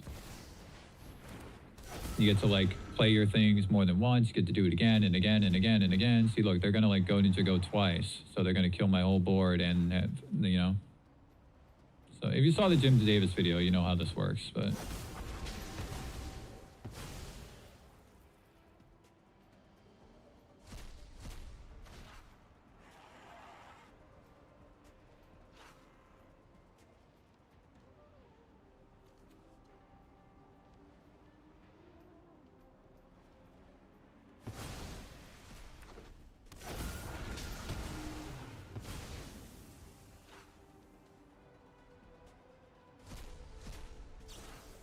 Very cute. It's a very cute deck.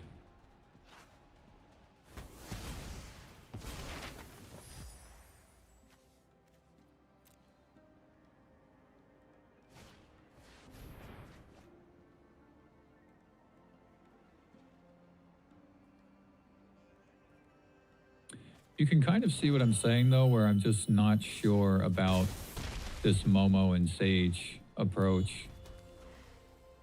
Like against a deck like this, it's just, my deck can't compete with this, you know? Like even if I was playing the mono white, like if I was playing the mono white Momo list, it would be a very hard matchup. Okay, that's not irrelevant. Better to kill Shiko because it has vigilance.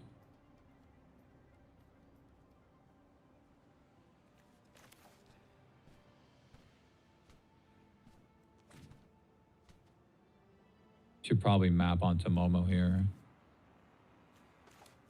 Although this Momo is not going to really be able to punch through the Quantum Riddler. Still though, putting it on the token is like really irrelevant.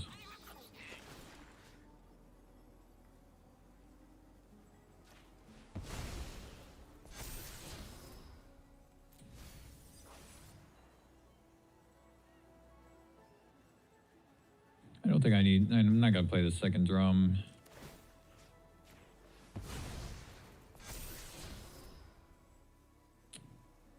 That I will keep, because I can kill the Riddler with that. So kill Shiko, kill Riddler, and swing for 1.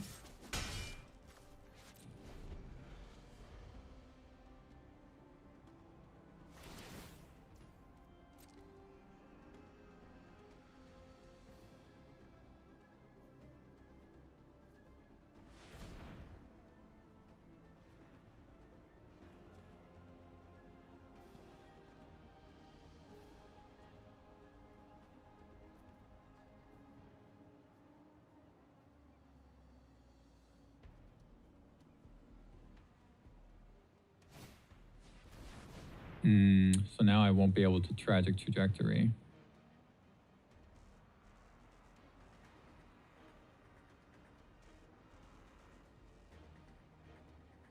Damn, because I won't have a creature in play to map. That's why they're doing that.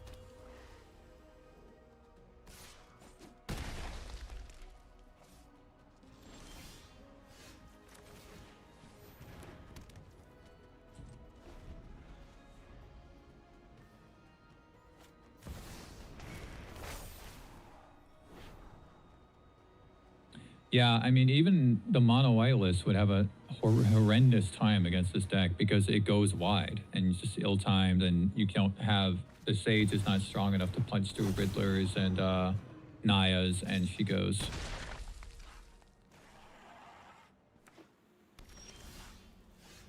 Could have potentially put in. I do not have enough mana to do no, because I would have to crack the map, and well, even so, I would just be. I mean, I could, if I had one more land, I could kill one and block, but still.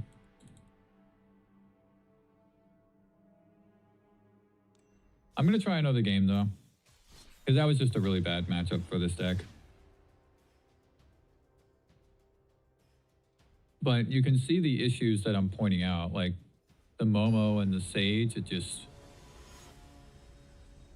just not like, dude. It needs too many pieces in play to actually get going. Speaking of. Now, this hand is actually really good, though, because I can Momo and then turn 2 Beavers, attack with Momo for 2, and then potentially double spell with Zenith. So this actually is a really good opening hand. But the Momo is not really providing that much value, right? It's just... It will provide value if I draw a Sage, so...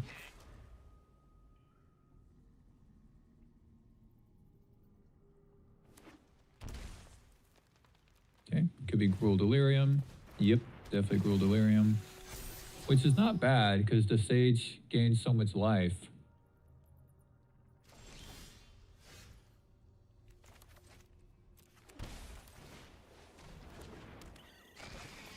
Maybe I should play Pixie and pick up this Beavers land. No. It is tempting to do that. It's just a bigger creature. Yeah, I'll do that. It also buffs Momo, so just a little bit more damage, you know?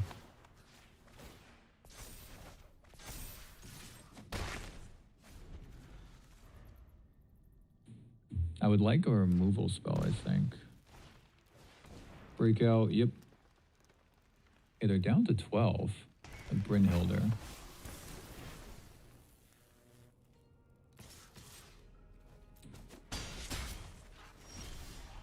Okay, just a land. And probably make this black. Since I have 2 planes. It's a little awkward though, isn't it? I'm gonna get hit with a lot of damage next turn between the Violent Urge and whatever else. Like, they have just 1? Okay. It's definitely awkward.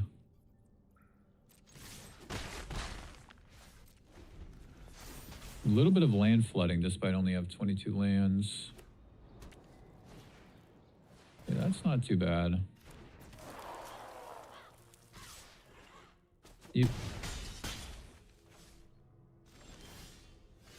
Okay, I think I should make tokens here.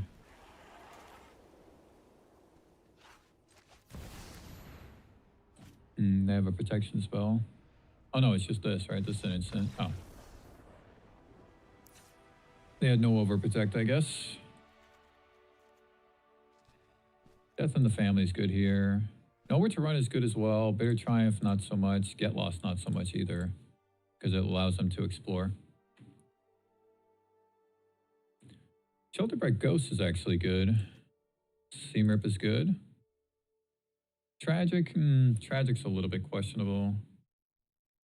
Just puts things in the graveyard, you know? I mean, so do these, but like this exiles, exiles. So that's good. This also exiles, of course. Yeah, tragic is a little iffy.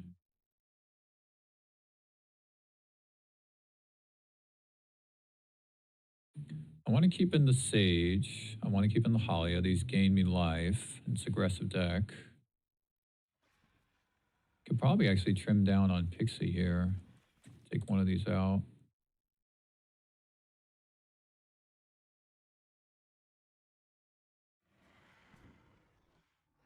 I mean, I guess on the draw, Sage is a little slow. So is Zenith. Could maybe just like trim one of these, and then trim the Tragics. That's actually not bad. So I have 8 removals plus Rest in Peace and Soul Guide Lantern. That's pretty good. That's pretty good. That's decent. 6 of the removal spells exile. Sometimes these decks run Ouroboroi though. That could be scary. I have these for that, but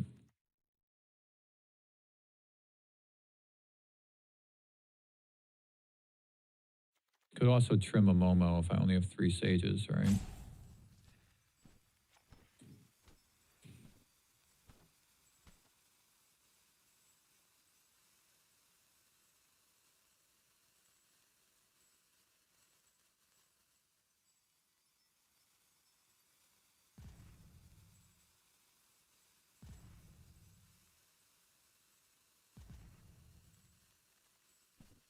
Try like that.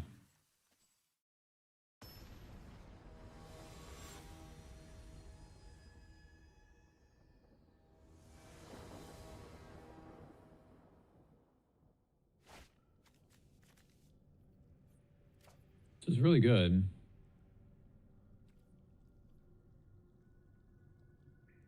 Start with this, Seam Rip their thing, Pixie, pick up the Beavers.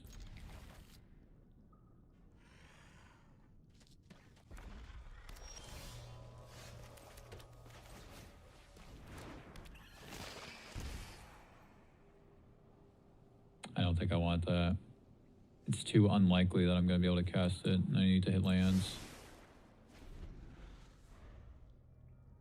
Good removal here. Okay, Seam Rip that thing.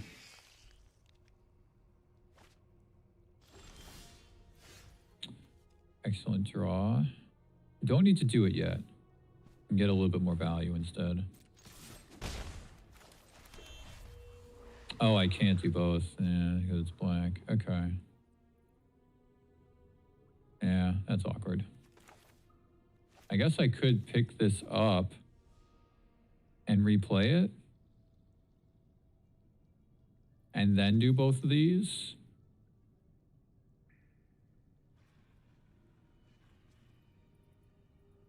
Yeah, I actually like that.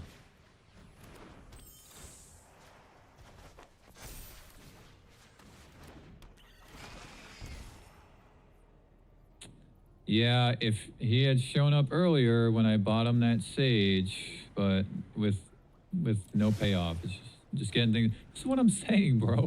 This is exactly what I was saying when I was talking about the deck.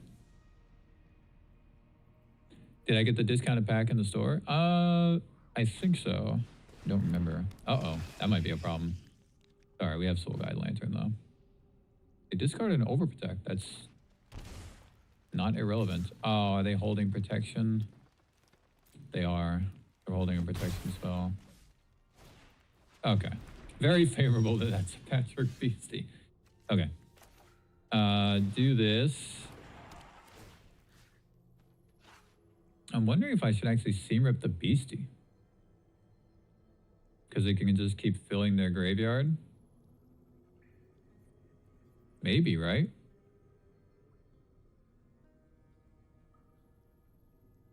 Because like the Lantern, I can only do it one time, obviously. So if they keep filling their graveyard over and over.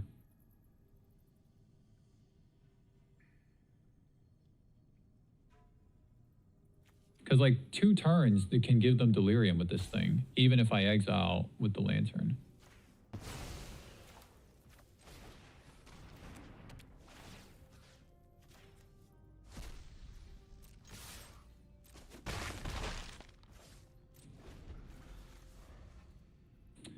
Draws are a little awkward here with the 22 lands.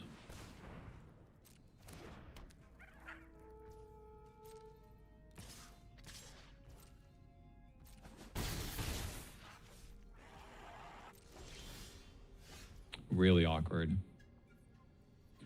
Okay, yeah, I mean, it's tempting to have Death in the Family here instead of playing this. But I can also just, like, use this as a chump block and scry for a land. How relevant is a land really at this point? Is it better just, like, hold the removal? Probably. I'm, like, winning the race.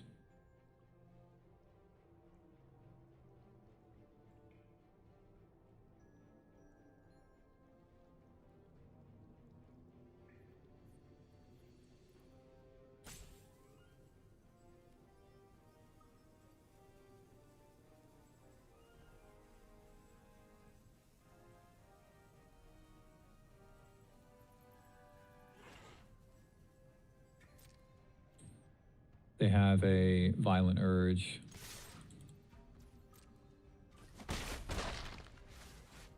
Because this is red, right? Yeah. They have a Violent Urge.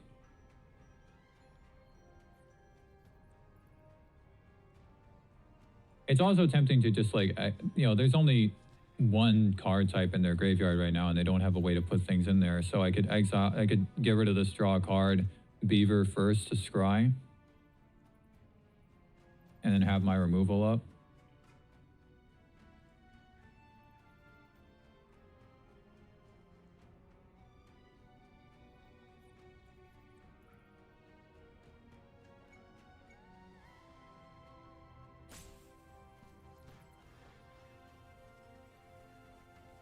I guess if I just remove something next turn and then remove something on turn after, what are they really? Oh no, it's just the Keen-Eyed.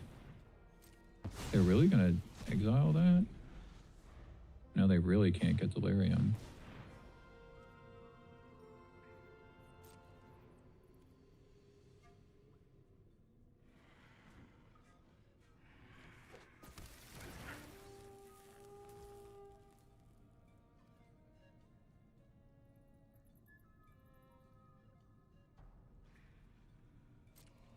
Yeah, I mean, if I kill one of these and then kill the other one,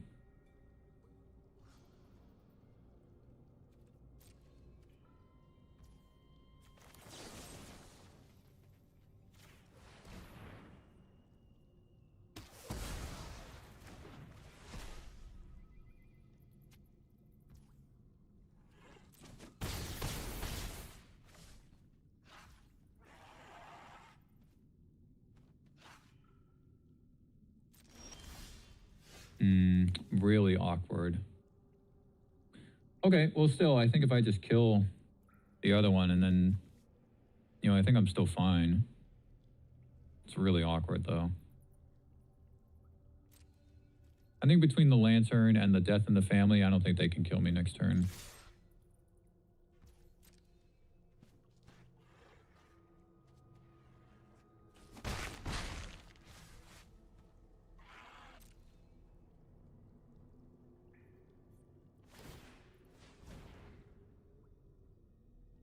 Really awkward. Really, really awkward here.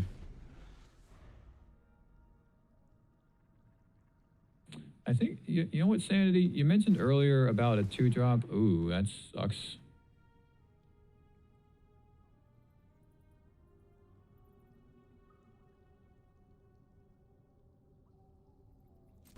Tempting to, like, just play Sage as a blocker then if I get the land.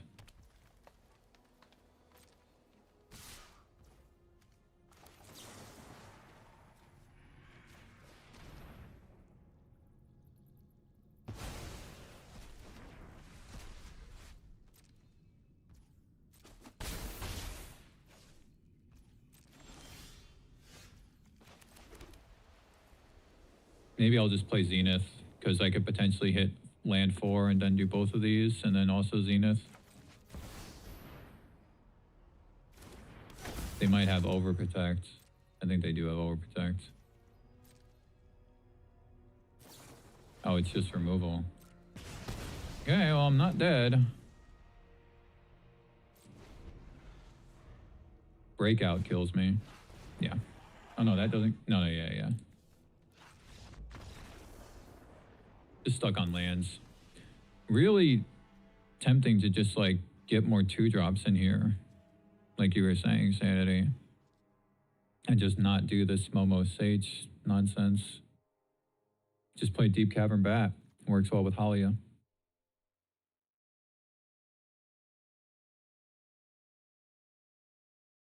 Still even the Springleaf Drum though.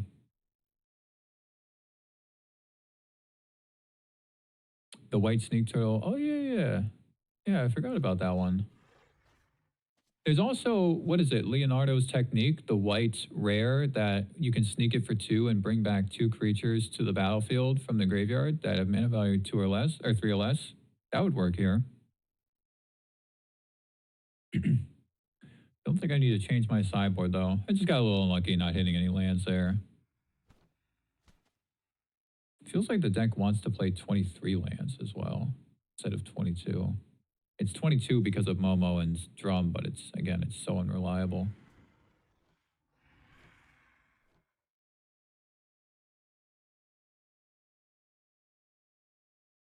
You know what? Could also see cutting the Shepherd, though. Like, cut the Shepherd and still play the Sages, still play the Momos.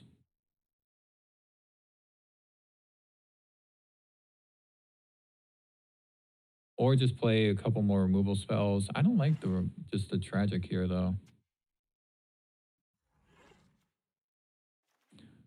I will try this.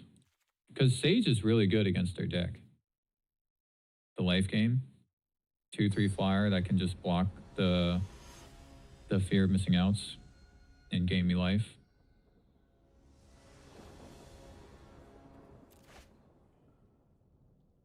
So I have my combo here on turn 2. I will keep this hand even though it's 5 lands.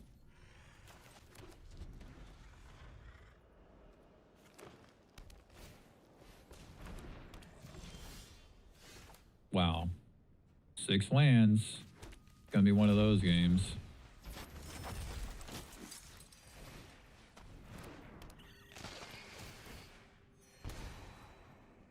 No way. No way. Another land? Dude, give me something. They already have 2 types in the graveyard. Now they're probably going to get 4. That's ridiculous. Okay, something. All right, so exile the fear probably instead of the beastie.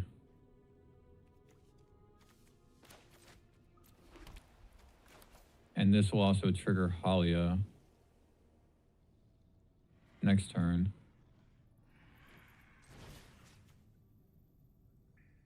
It is tempting to take the beastie though.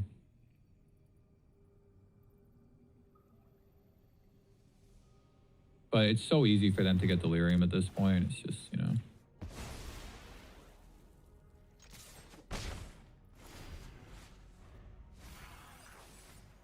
Mana Screw to Mana Flood, I know. It's ridiculous, right? Alright, this actually isn't too bad. This is fine.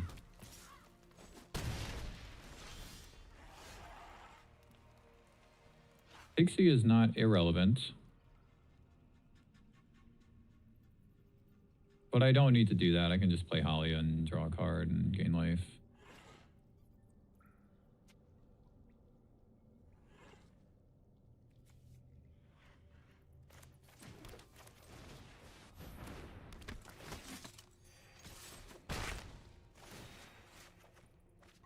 Steam Rip is excellent, of course.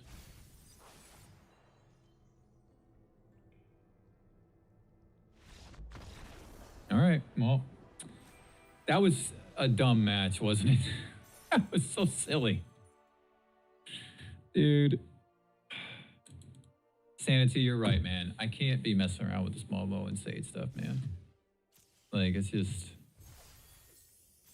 It's not it, dude. It's so powerful when it works. Like, I wish you had seen the... I wish I had shown the game when I was playing against the Jeskai control list, and the Sage, Momo, Springleaf Jump carried. Because I got to do it twice in, like, 2 of the games. You know, so, like, the first game, I did it twice, and then I lost game 2, but game 3, I did it twice, and it just won me the game. But, dude, it's just... if the pieces you saw in the game 2 in that last match, I had the Sage on top and I couldn't keep it. And then I had the Momo and I couldn't keep it. If those orders were reversed, I could have kept them both and had a powerful play. Deep Cavern Bat is good in this deck because it can potentially trigger Halia by the lifelink, you know, by attacking. I was also thinking of just adding Elegy Acolyte, but maybe not because, you know, it's not really a bounce deck. And Elegy Acolyte, you know, if I don't trigger Void, it's not getting maximum value. But it has lifelink, so it can trigger Halia, and it can draw me a card when my creatures do damage. And I can potentially trigger Void from the warping, right? The warping of the creatures, and then also just removing stuff or bouncing stuff. I was also thinking Enduring Innocence, but look, Halia and Shepherd, those don't have power 2 or less. Neither would the Elegy Acolyte if I played that. I mean, I could also just play Voice of Victory, right? Like, what if I do that? What if I just take out Sage, take out Momo, and I just play 4 Voices and 4 Bats?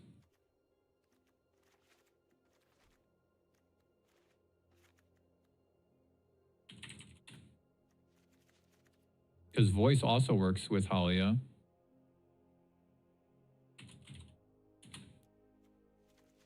What about this?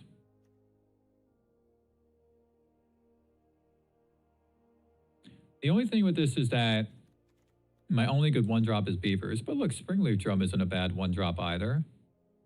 Springleaf Drum on turn 1, and then I have 3 mana turn 2 if I play a creature. It's pretty good.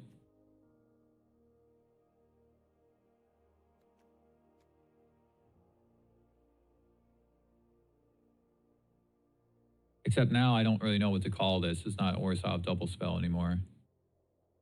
The other thing that I was worried about this is when I was playing the Pixie decks with Cosmic Grand Zenith, for Zeniths in both the Esper and Orzhov versions, the biggest concern that I have with those is Zenith is the win condition. If Zenith gets removed, the deck doesn't do anything.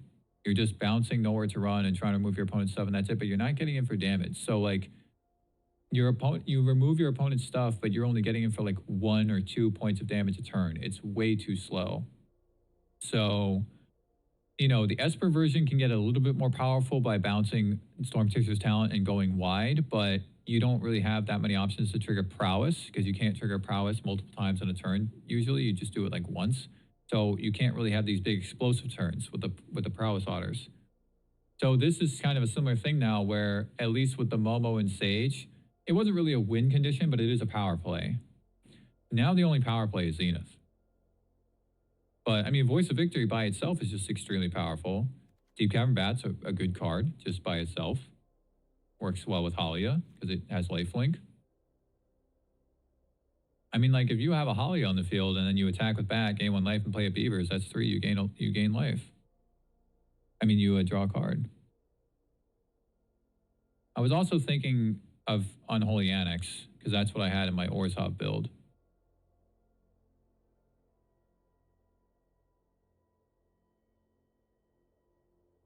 I'm going to give this a try. I'm going to try 1 match with this. Then I don't know, I might pivot to something else after that. But the basic concept behind the deck was I took the mono white Momo list and I just wanted to add in Dream Beavers. Oh wait, I should cancel because I should change the lands a little bit. Should add a swamp. I should add a swamp.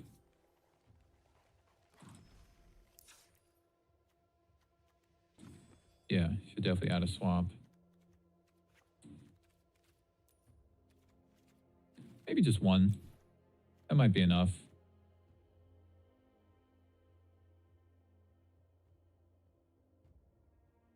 I guess without Momo, Starfield Shepherd is a little bit less valuable.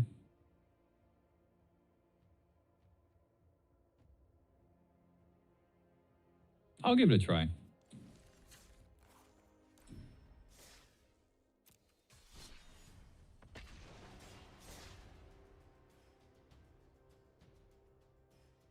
You're right. Maybe I should do that, right?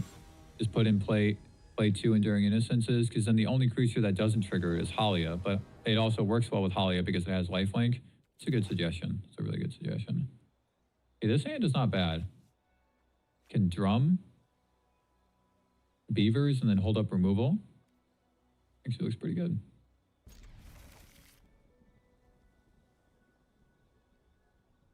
I guess maybe I should start with the Beavers, though.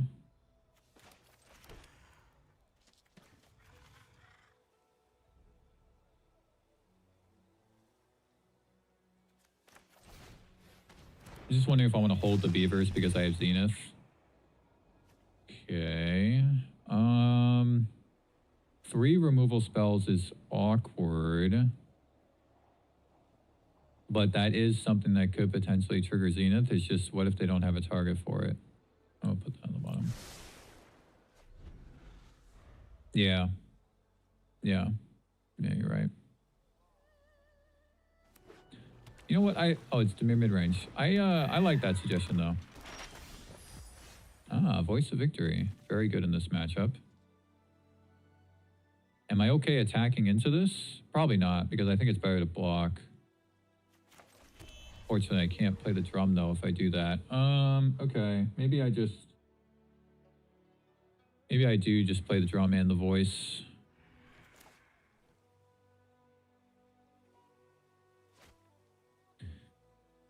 Just wondering how I'm going to get value from this.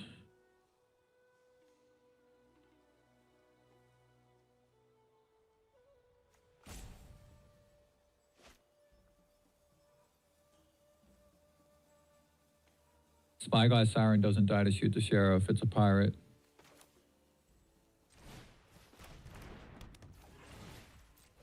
Still, though, Voice Victory is good. They have to flip its drowner on their turn.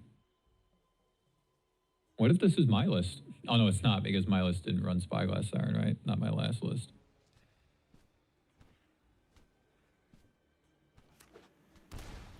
Oh, it's Esper Pixie. How about that? Yep. Crack the map. Or Storm Chaser's talent. Whoa, what is that? That's interesting. Okay, so now I can do this. And I guess I just pick up the Beavers and hold it for Zenith. And then have drum for removal.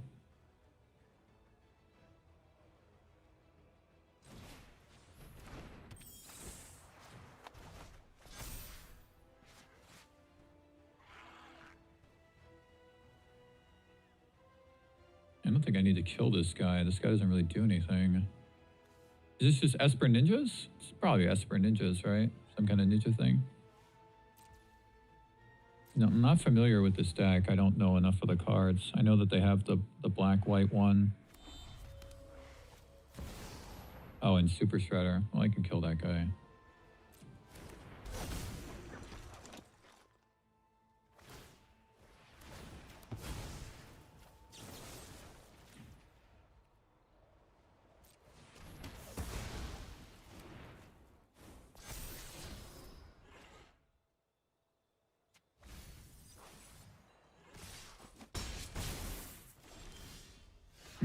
Didn't hit land. Damn. At least now I can play Beavers, though, and hold up Triumph, and then I can potentially drum in Zenith. That's awkward, though.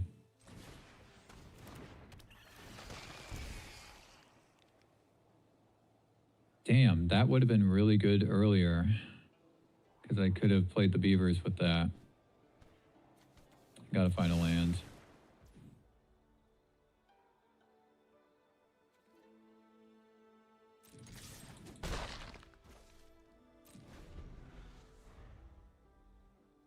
I can't block Leonardo because I can give it first strike. Yeah. Okay. I mean, if I bitter Triumph, I'm taking 3 damage. That doesn't seem very good. Because I'm not going to discard this. I have to shock myself. Unfortunately.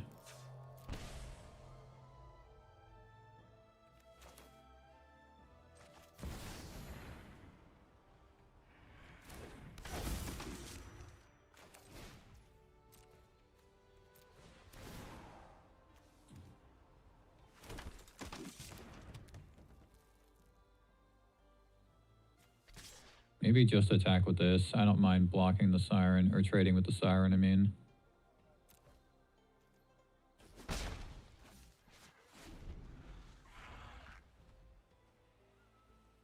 It's not a very powerful play, is it? Because now I'm not likely to double spell.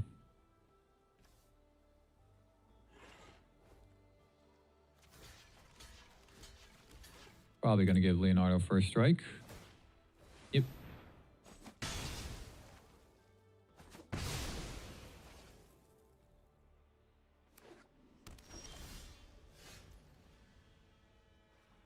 Okay, so I'm going to take 3 damage, but I think it's worth it.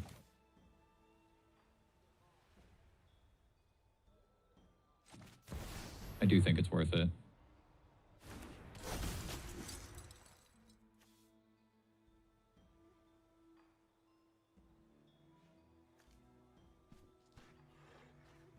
Do they have Drowner or something? Probably not. It's probably just Leonardo again.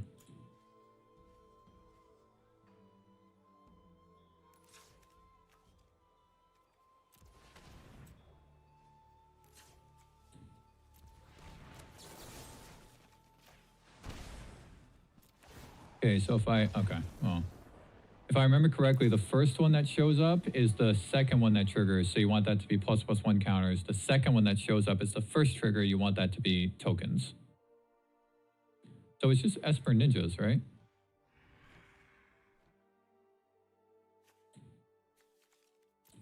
Still kind of feeling like I want one more land in here, man. Maybe just like cut a drum and play 23 lands? Maybe, right? 3 drums and 23 lands? That might make more sense. I think I like your suggestion though, Sanity. Take this out and play Innocence. Should probably play some more Seam Rips here. Sheltered by Ghosts is attractive. I don't really know how interactive their deck is if it's Esper Ninjas. So I might be able to take out this Get Lost because I don't like giving them map tokens. Play like Death in the Family, Sheltered by Ghosts. Nowhere to Run is probably not that necessary. I don't think they have Kaido. Well, they probably do have Kaido, right? If they have Kaido, then Nowhere to Run is still relevant because it takes away his hexproof.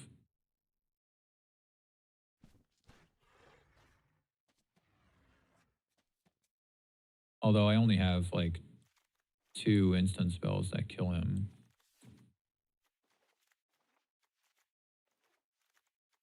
Maybe Death in the Family is not that good. Maybe Get Lost is better in case they do have Kaido. Okay. I do like Seam Rip more than Tragic. I also really like Sage in this matchup, ironically, because of the flyers. It can block them.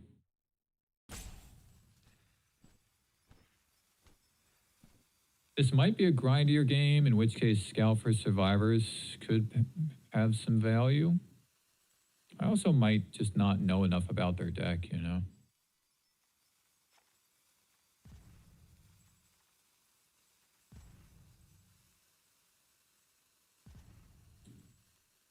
It might just be a good matchup for me as is.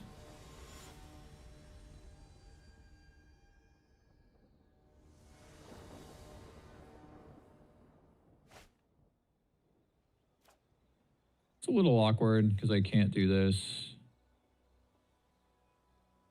But it's probably good enough. Team Rep Voice of Victory. Team Rep Voice of Victory, the turn after that, do like all this stuff. Prehistoric Pet, huh? Can't be blocked by creatures with greater power. Or another target creature you control to its owner's hand. I mean, that's not that threatening. I can just let that stay. Like, what if they play something worse that I want to Steam Rip, you know? Maybe I will just do this. Set myself up for this. If I want to do that. I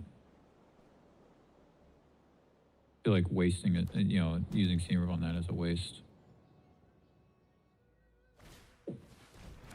Okay, that's a more threatening guy, the Steam Rip.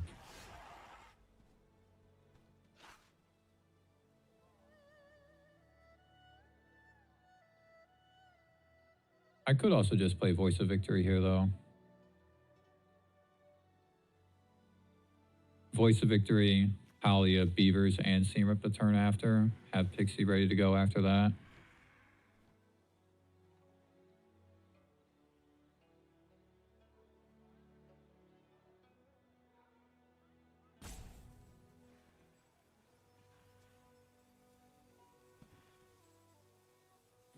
Yeah, I'm not under like too much of a threat. I think I like playing the Voice of Victory. But I would rather like Seam Rip a Super Shredder, you know what I mean?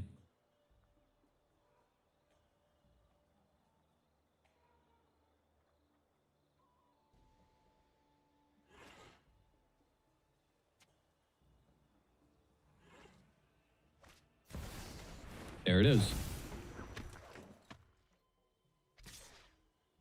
Yep.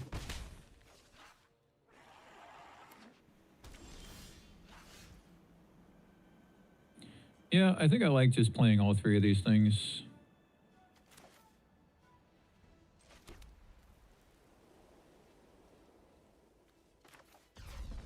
I kind of want to scry first, though, just to see. Maybe I shouldn't have played that land. That's really good. Yeah, I'll just... Yeah, that's really good.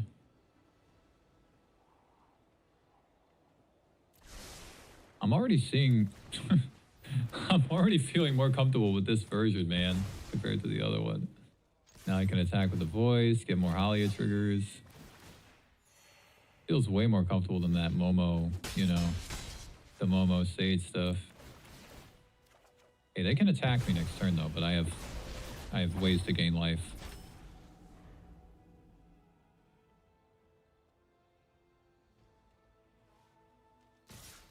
Yep.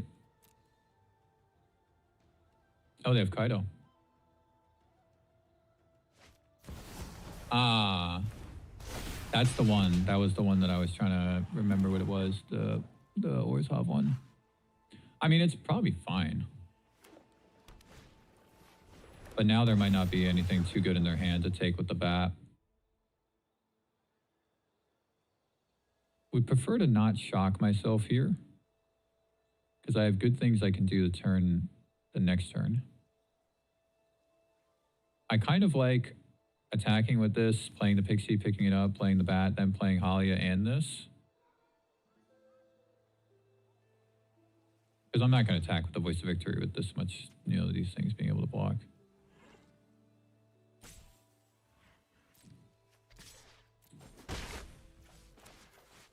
I like not shocking myself here.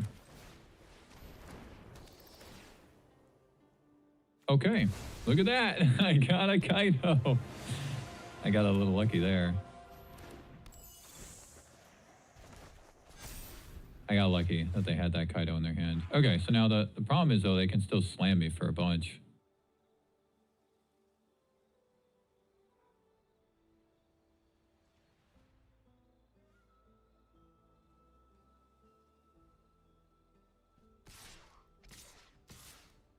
Okay. Oh, they have Death Touch. I forgot. Damn.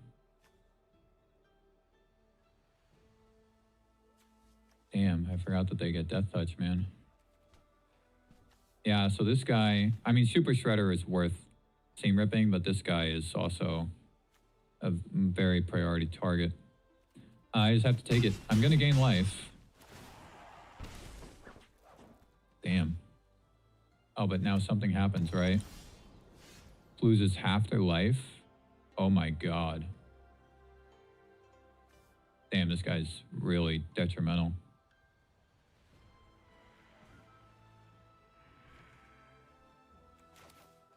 I am going to gain life. I don't know how relevant that really is, though. I'm going to have to, like, chump block or something here. Well, I'm going to keep that. Make some chump blockers.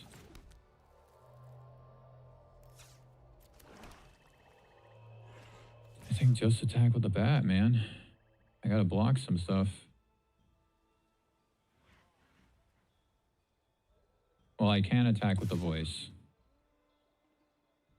Because these guys all have Death Touch. I don't want to lose my voice.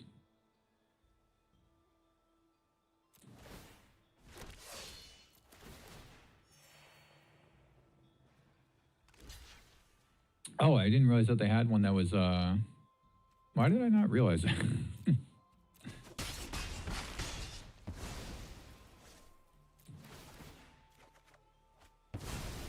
I just didn't know that this one, I just didn't like see this one.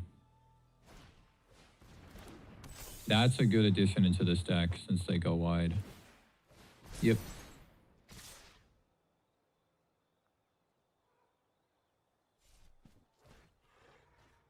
So unfortunately, now this one can't be blocked by creatures with a greater power. Okay, I think I'm just gonna do this.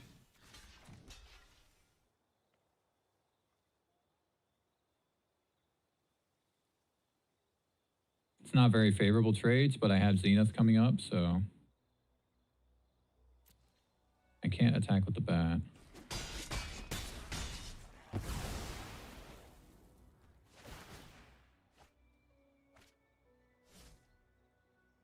That's a really good card in this deck.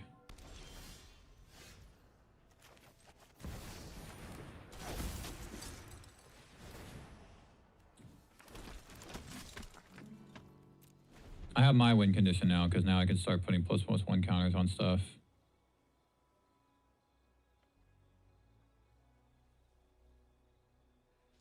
I can't believe I just didn't see that other ninja that was like, you know, untapped. I don't know. Oh, they could draw another Kaido here. Oh, they have a sneak thing, I think, because I think they had a priority there. It could be another one of these guys. It could be... This deck is kind of spicy, isn't it? The Esper ninjas.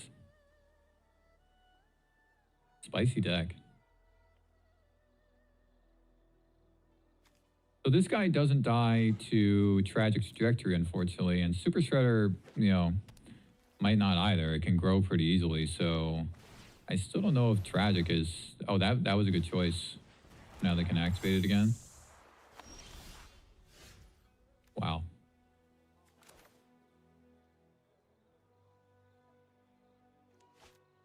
Do I put, like, double counters? Maybe. Maybe. Save one of these drums in case I draw another spell after this.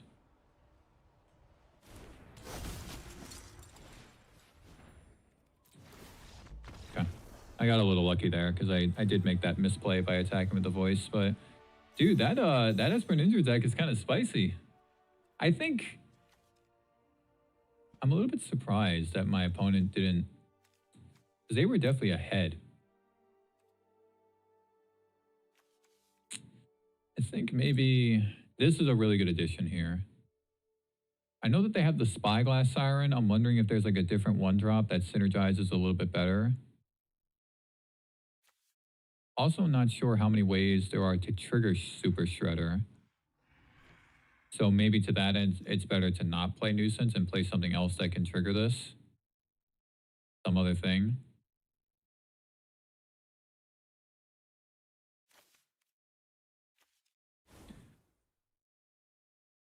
So the deck did pretty well, right? Didn't I win 3 matches or did I win 2? It was either 2-1 or 3-1. I only lost 1 match. I know that. So that's pretty good. And before that, before today, I won most of my games as well. I think I also only lost 1 game.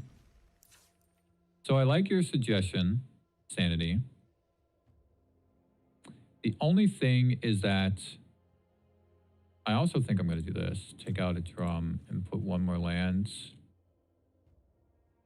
I don't think I want it to be a fortress. But I don't know if I want it to be a swamp either.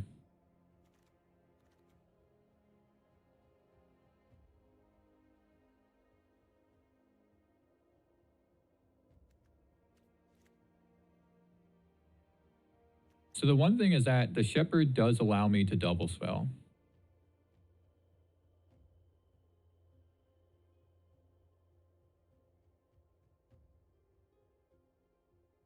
That's the one thing. Shepherd does allow me to double spell. But you know what, man? The Innocence synergizes with Halia. It draws me cards. The only creature that doesn't trigger it is Halia. All the tokens from Zenith trigger it.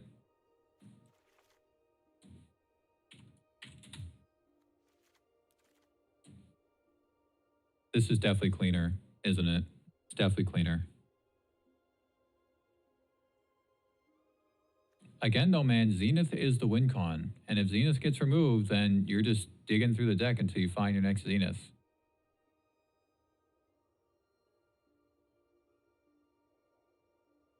So actually, without the Shepherd, Pixie becomes a little less valuable because you can tutor up a Pixie with the Shepherd.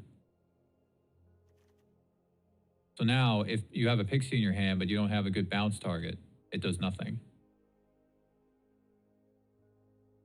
Is there another card that can be played here? I mean, I could throw in like one Sage as a potential power play and have the drum to try to trigger it. Well, I guess, you know, any of these things, right? Like any one mana spell.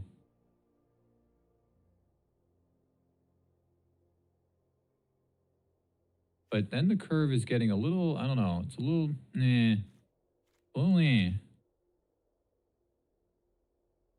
Could also like play 2 drums, 24 lands, right? And a Sage.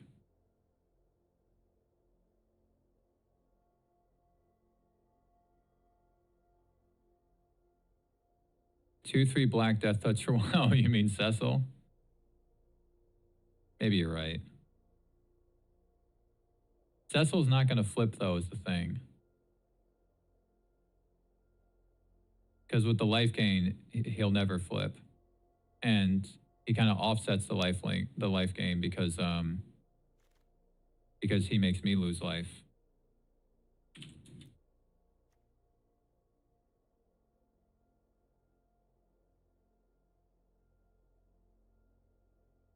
It is a threat. It's also one of the best blockers in Standard. But I won't be able to flip him.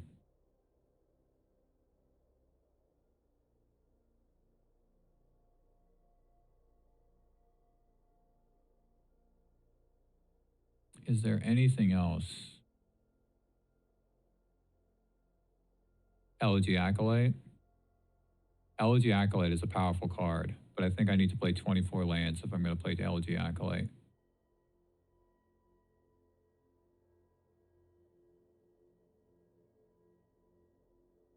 Yeah.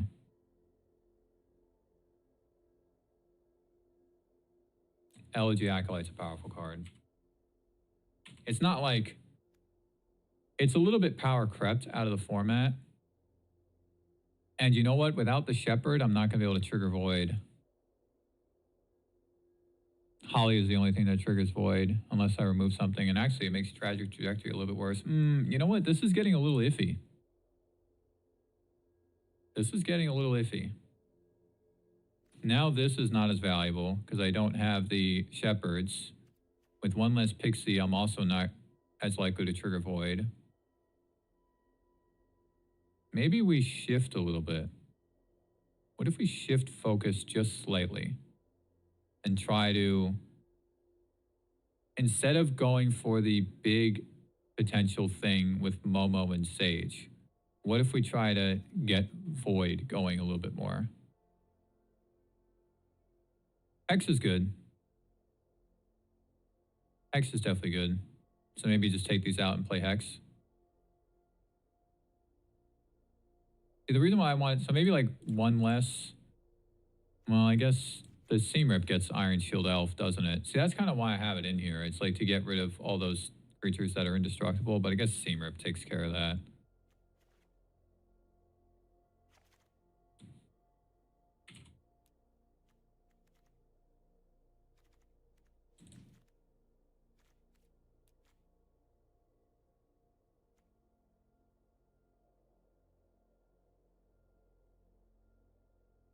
So Seam Rip can get rid of the Iron Shield Elf nonsense.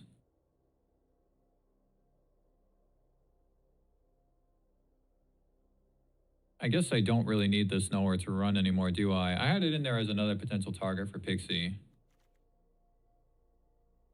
Is it better to just like put a Sheltered in the main? Probably. leave one more in the sideboard. Oops. One more in the sideboard for grindier games where I need to gain life and stuff, or more aggressive decks where I need to gain life.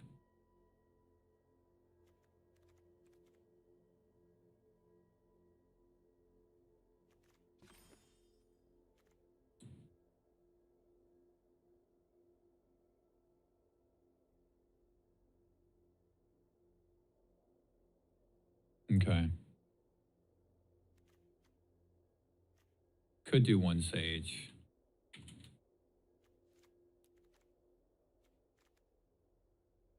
One Sage, if I happen to play a 1-drop and then play this, it triggers Innocence. It has lifelink, so it also triggers Halia. That's the other thing, man, is that the LG Acolyte is a 4/4 with lifelink. It can trigger Halia.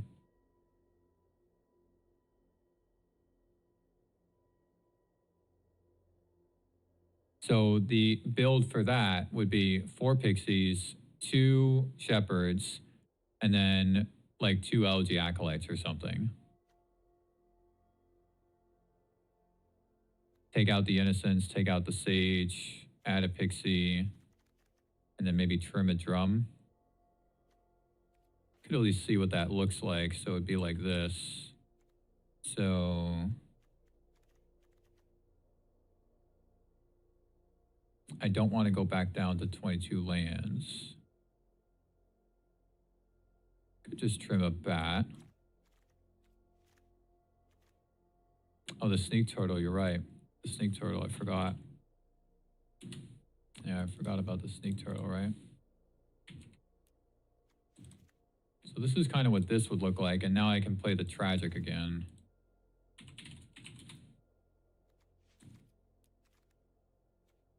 I kind of like this. Damn, I do kind of like this, man.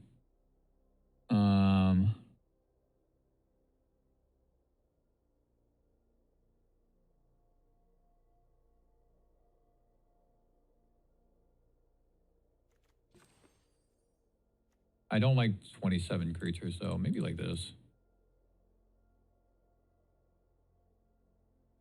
So the turtle, let's go like this, creature, and then Oracle Sneak. Because there might be other sneak cards that we can do here. I mean, obviously it was like this guy, but I don't have enough ninjas to do that. So you're talking about the lifelink one, though. Oh, this guy. This Leonardo. I don't like that this Leonardo is legendary. But it does work well with Halia. Works well with Halia, works well with Beavers, works well with Bat. It would also work well with LG Acolyte because it has lifelink. Kind of like this though. Works well with Innocence. Works well with Innocence, right?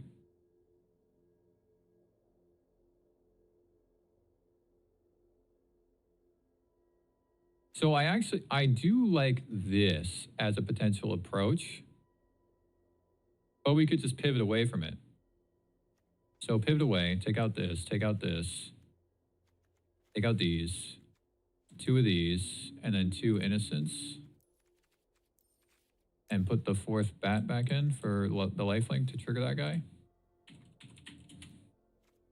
And then play the Hex.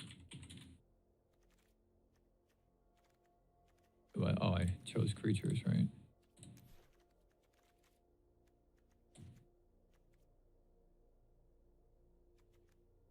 So how much interaction? 2, 4, 5, 6, 7. Okay. Could maybe cut a drum.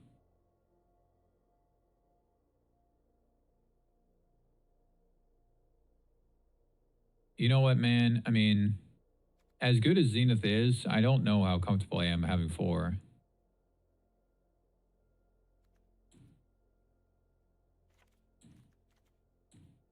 It gets a little clunky. This is good. This is a good threat. Because, like, if you play Voice of Victory and your opponent wants to remove it, well, now you can follow up with this guy, right? And then bring back Beaver. You know, this guy gets big when he does damage and then gets big again. He becomes a 3/3 when you replay the Beaver. It's pretty good.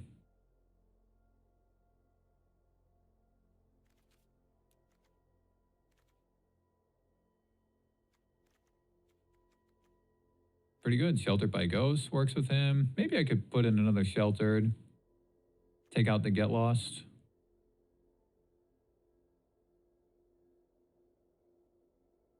Just that then I only have 4 instant speed things, but...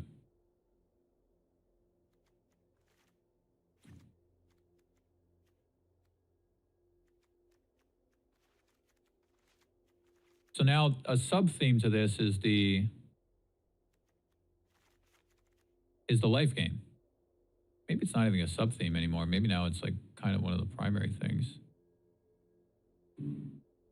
I wouldn't call this double spelling anymore, though. I don't really know what to call this. Orzhov midrange? Feels like just Orzhov midrange, right? Well, I don't know if you can call it a midrange deck with only 23 lands. Orzhov Beavers. The Beavers is it, man. This is the card. This is the thing that does everything. It does everything.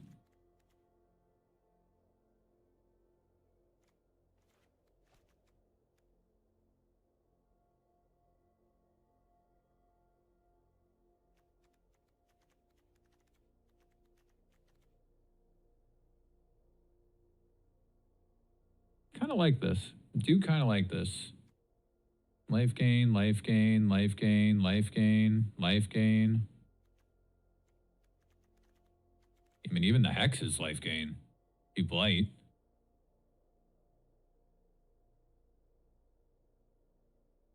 Fortress, life gain.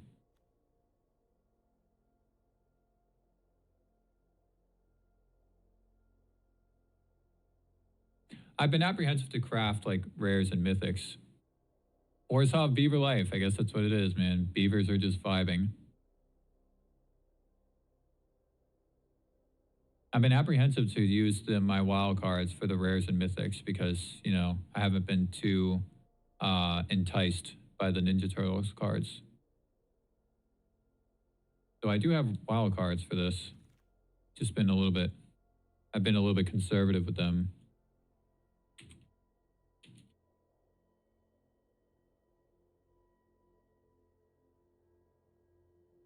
I'm actually going to call it Orzhov Beavers. I mean, that's... this is the anchor card. This is so good, man. I love this interaction so much. Just 2 mana to gain 3 life, drain your opponent for 1 and scry 1 and draw a card. Damn. Can you imagine if there was a card like that in Standard? 2 mana for a 1/1 flyer, gain 3 life, drain your opponent for 1, scry 1, then draw a card. Wow. I mean, it would fit in the current Power Crept Standard, wouldn't it?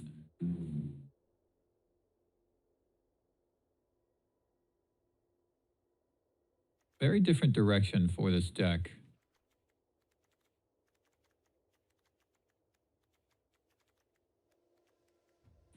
So I'll play 1 game of the Dimir midrange Sanity just to show you, but then I'm probably going to call it for the night.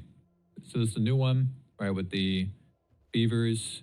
And again, these two kind of go hand in hand. The Beavers and the Siren, right? Very synergistic combination here. And then just showcasing the other Dimir cards that I usually like.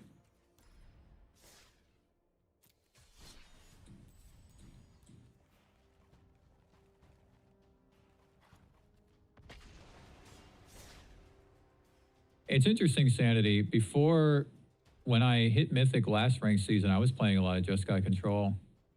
I put out the mono black video with the skeletons and demons, and then after that, I wasn't really playing that much. I was just like, you know what? I'll just try to at least like finish in Mythic, right? To get my packs and stuff.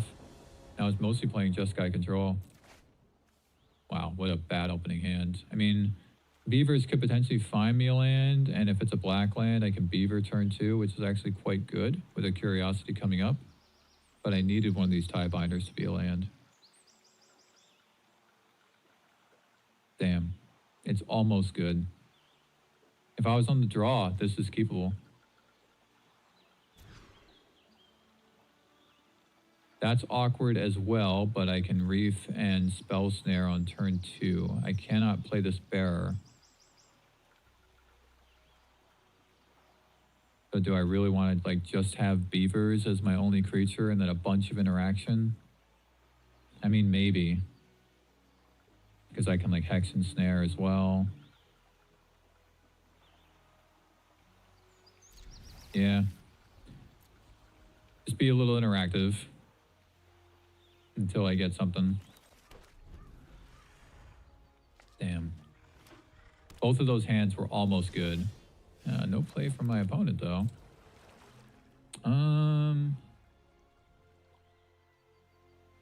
Should play this Beavers. I was being a little loose with that. It's not a land, but it is a Deep Cavern Bat.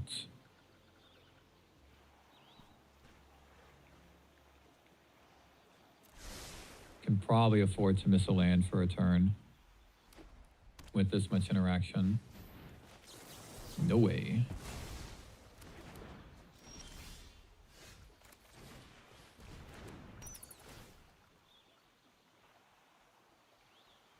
Oh, this is the mono white list. This is the mono white list, Sanity, with Momo. This is the exact deck.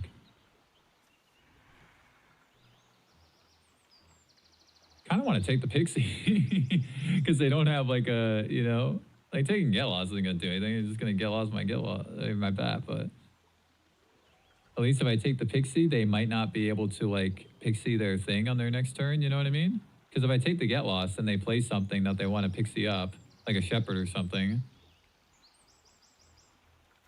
I'm going to do it. I'm going to do it.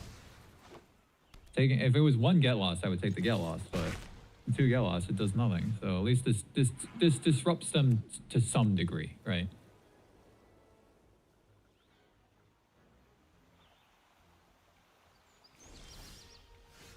Siren's not bad.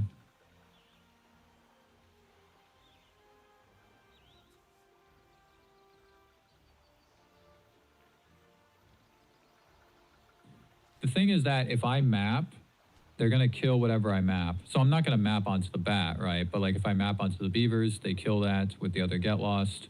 If I map onto the Siren, they kill that with the other Get Lost. So I'm not going to get the value from the map. I mean, I guess they give me 2 maps though, right? So I can at least go for it. I kind of don't want to map onto the Beavers though, because I want the Beavers to stick around in case I get a Kaido. This is the best target for Kaido, not this. It's a little bit of min-maxing, you know what I mean? So I'm actually going to map onto the Siren.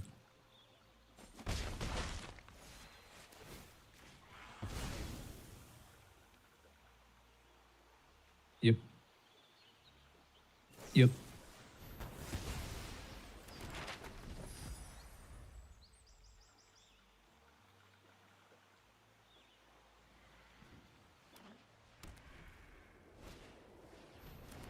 That sucks.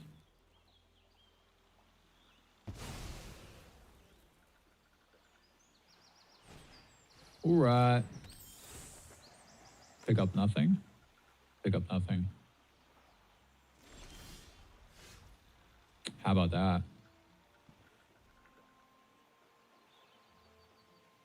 I still think I should Hex this Pixie though. It would be better to like Hex a Voice of Victory. Or Hex a Momo, but I do have other removal spells. Because like if I do this map and I hit a non-land, then I can attack into it. But if I don't, well, I guess if I don't and I hit a land, then I can Hex, right?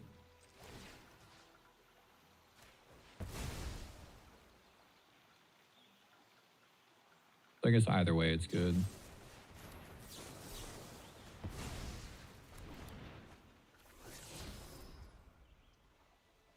Yeah.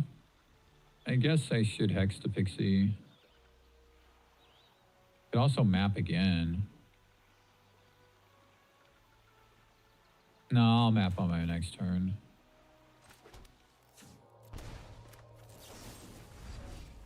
I have other removals for Momos and stuff like that, so. What an awkward start to a game. Again, a little short on lands, you know. 2 Get Lost in my opponent's hand when I'm trying to like, oh wow. So Pixie is a rogue. It does not die to shoot the sheriff.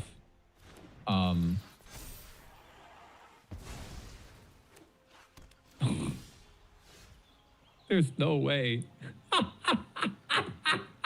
Why would they do that? There's no way. There's no way, man. Oh, wait, I don't want to discard. There's no way. There's no way. There's no way, man. All right, I'll just map onto that. There's no way. I will keep that siren. There's no way, dude. Oh my god. Oh wow, look at that. I'm gonna kill both my creatures now. What the heck is going on with this game? This is ridiculous.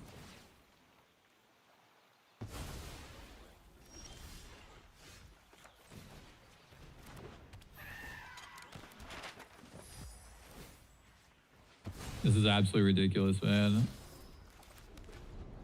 What is going on? They wanted a stronger blocker? Yeah, I guess you're right. But still, like, dude, like, if I have removal, then it's just, you know. Oh, wow, look at that. Okay, so I should ninjutsu, because then I can just replay it. And I should probably surveil.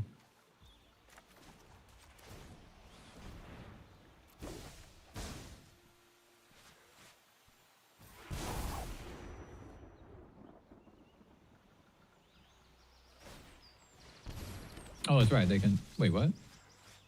Oh, no, right. It's unblocked. Yeah. I don't know. I don't know what I was thinking there.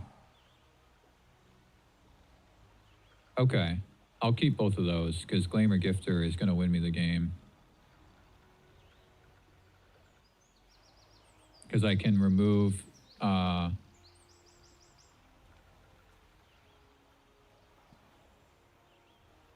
guess they can make the blocker before blockers. So it actually doesn't win me the game.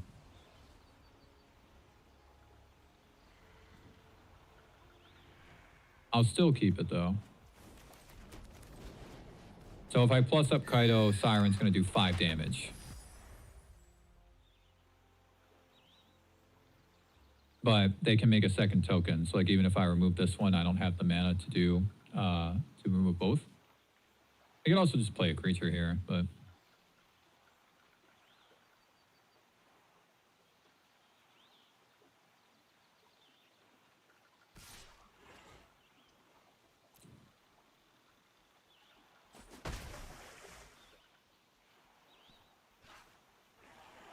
interesting that they attacked with that.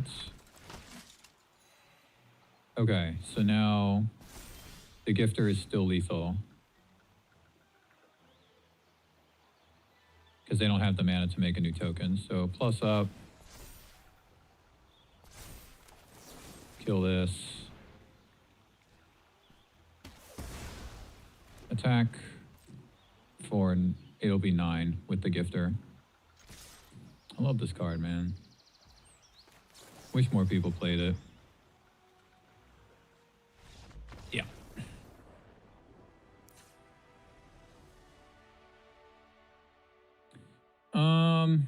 Mono white Momo.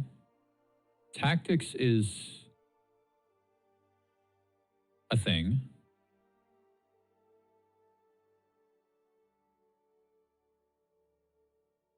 I don't think the extra Kaido is worth it here because they could just like double Sage and then, you know, like punch through. Spell Snare is actually not that good because they have Get Lost and Voice of Victory, but that's it. They have 4 Get Lost, so they run 4 Get Lost and 4 Voice of Victories. Okay, so it is good. I mean, if Voice of Victory comes down, then my Spell Snare doesn't do anything, but they don't have Planeswalkers, so I can get rid of this. All of their creatures are mana value 3 or less as well, so I can play this. It kills basically every creature in their deck. I don't think they have like Elspeth in the sideboard. I don't think so. They might have like Beza though.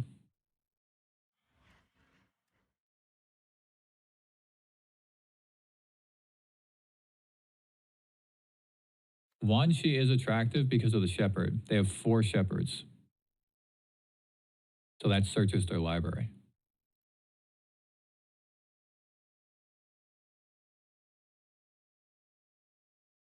I don't like Bitterbloom Bearer at all because it can't punch through a Sage of the Skies.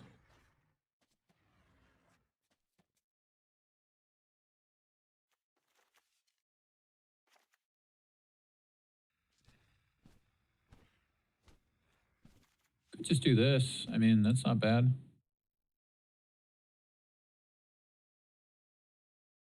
That's really not bad. They have a lot of creatures in their deck. The tactics can get like a, you know, if they're holding a Zenith.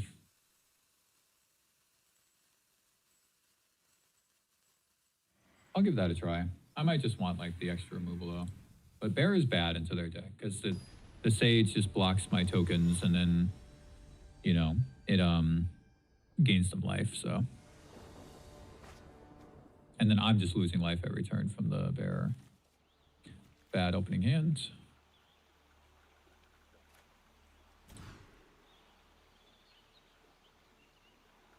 A little awkward that I can't do this turn 1, but it's not bad. I don't need 2 of them. I think I'd rather have the 2 removal spells.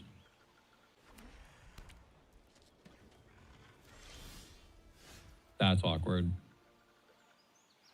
Classic. I've always said this about Dimir midrange. You don't want more than 1 Curiosity in your hand. It's just too clunky. Okay.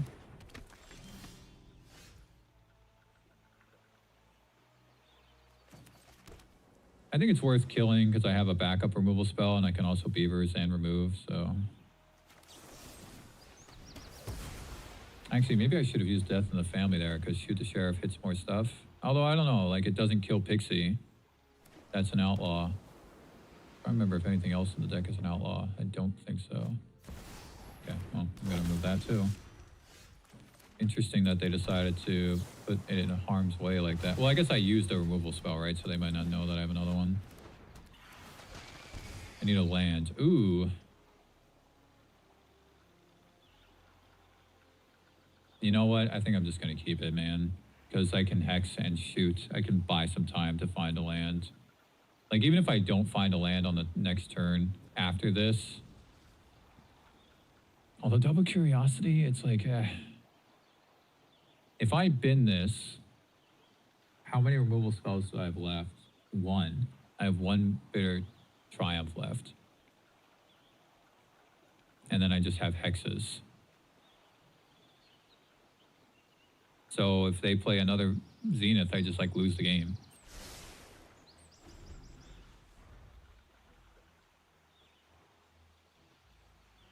Because they might have another Zenith, which is why they played it so loosely.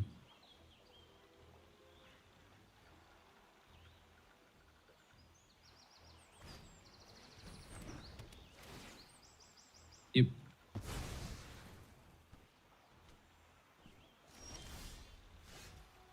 Say go.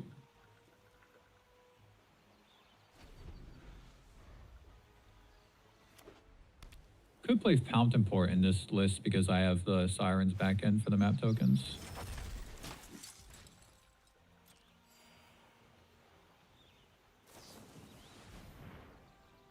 Bouncing Halia potentially. Probably gonna bounce Halia there.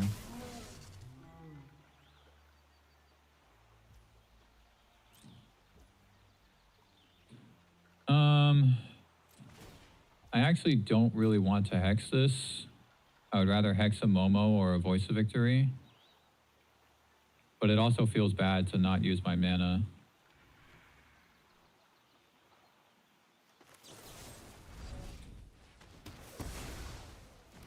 They might not really have anything. Okay, there's my land. So they probably know that I have Curiosity now.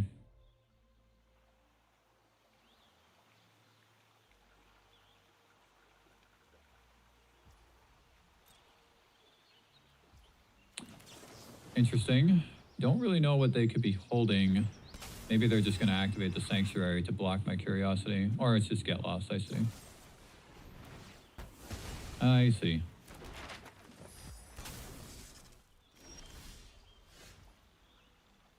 Do I play Curiosity to map onto it? I don't think so.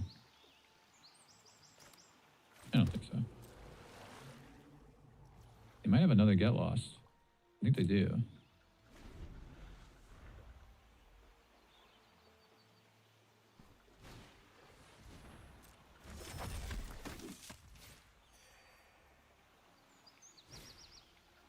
Ah, Sage showing up.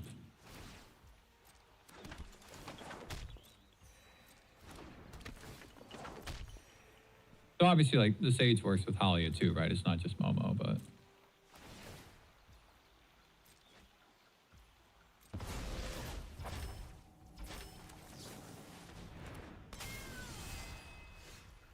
Okay, that's kind of useless. Probably worth mapping onto this, because I can hit a non-land and get it too big for the two of them. Okay, so I'm going to leave that there for now, but... It doesn't kill either Sage. But, I mean, I'm going to draw 2 cards here. They won't block. And I might need it. Like, it kills Soulstone Sanctuary.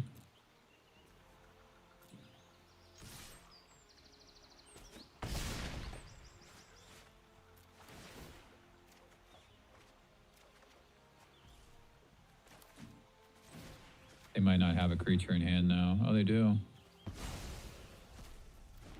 Okay, so I can spell snare the Get Lost.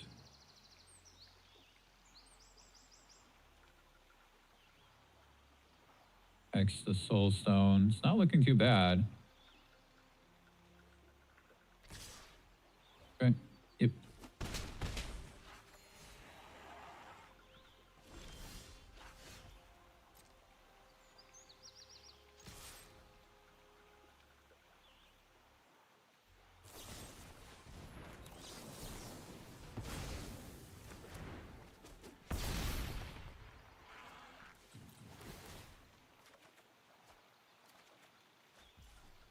Awkward. Definitely awkward. I mean, Tidebinder's not irrelevant, though.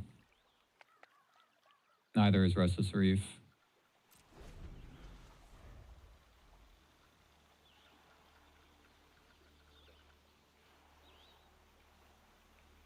Might just want to, like, play Tidebinder just to get in for more damage at this point, with the Sages gaining life. I'm technically losing this race because of the 2 Sages.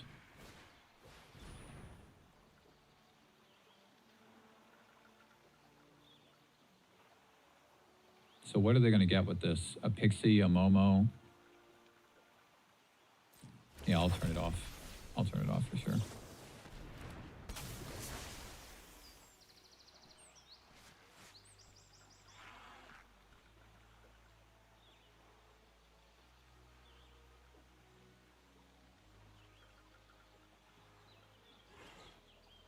So this is going to be a hit for 13. Attacking with 1 Sage, sure.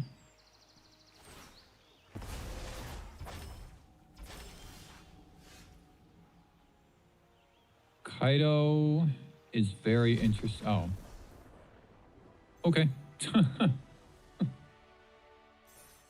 Yeah. Oh, that's a good one to end the stream on, I guess. A little bit of a short stream. Got the plat one. Yeah, man. That's the new Dimir mid-range build. I didn't really get to showcase the Beavers too much, though.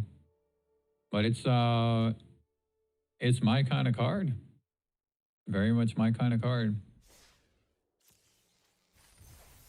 Yeah, so I don't know if I'm going... So I haven't lost a game with that Dimir mid-range deck yet. That's like 5 games in a row or something.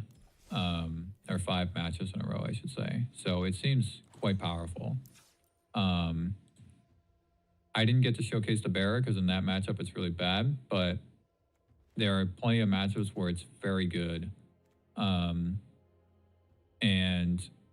another potential power play alongside the Curiosity and the Kaido. I mean, I talked about that in my last video, but this is just a very nice, strong start to the game. And I do think Nuisance is a better 1-drop, but with the Beavers, the Siren just becomes better. Maybe I will play 1 Fountain Port. 1 Fountain Port for Siren tokens. But I don't want to play that many colorless lands because of the Bearer. Curiosity is also double blue. Kaido is 2 colors. The Orzhov, I'm gonna think about a little bit more. It's down here, right? Because I didn't craft the cards. I'm gonna think about this. I did like this leaner approach without the Momo and Sage. But you saw the power in that deck in that matchup with Halia and Sage. It's just, it wasn't enough, right? It wasn't enough because it came a little bit too late. And again, that deck doesn't have a way to draw cards. You saw it right there. It didn't have a way to draw cards. My opponent and I were just top decking, and my opponent just didn't have the stuff, you know, and I had the stuff because I had 2 curiosities.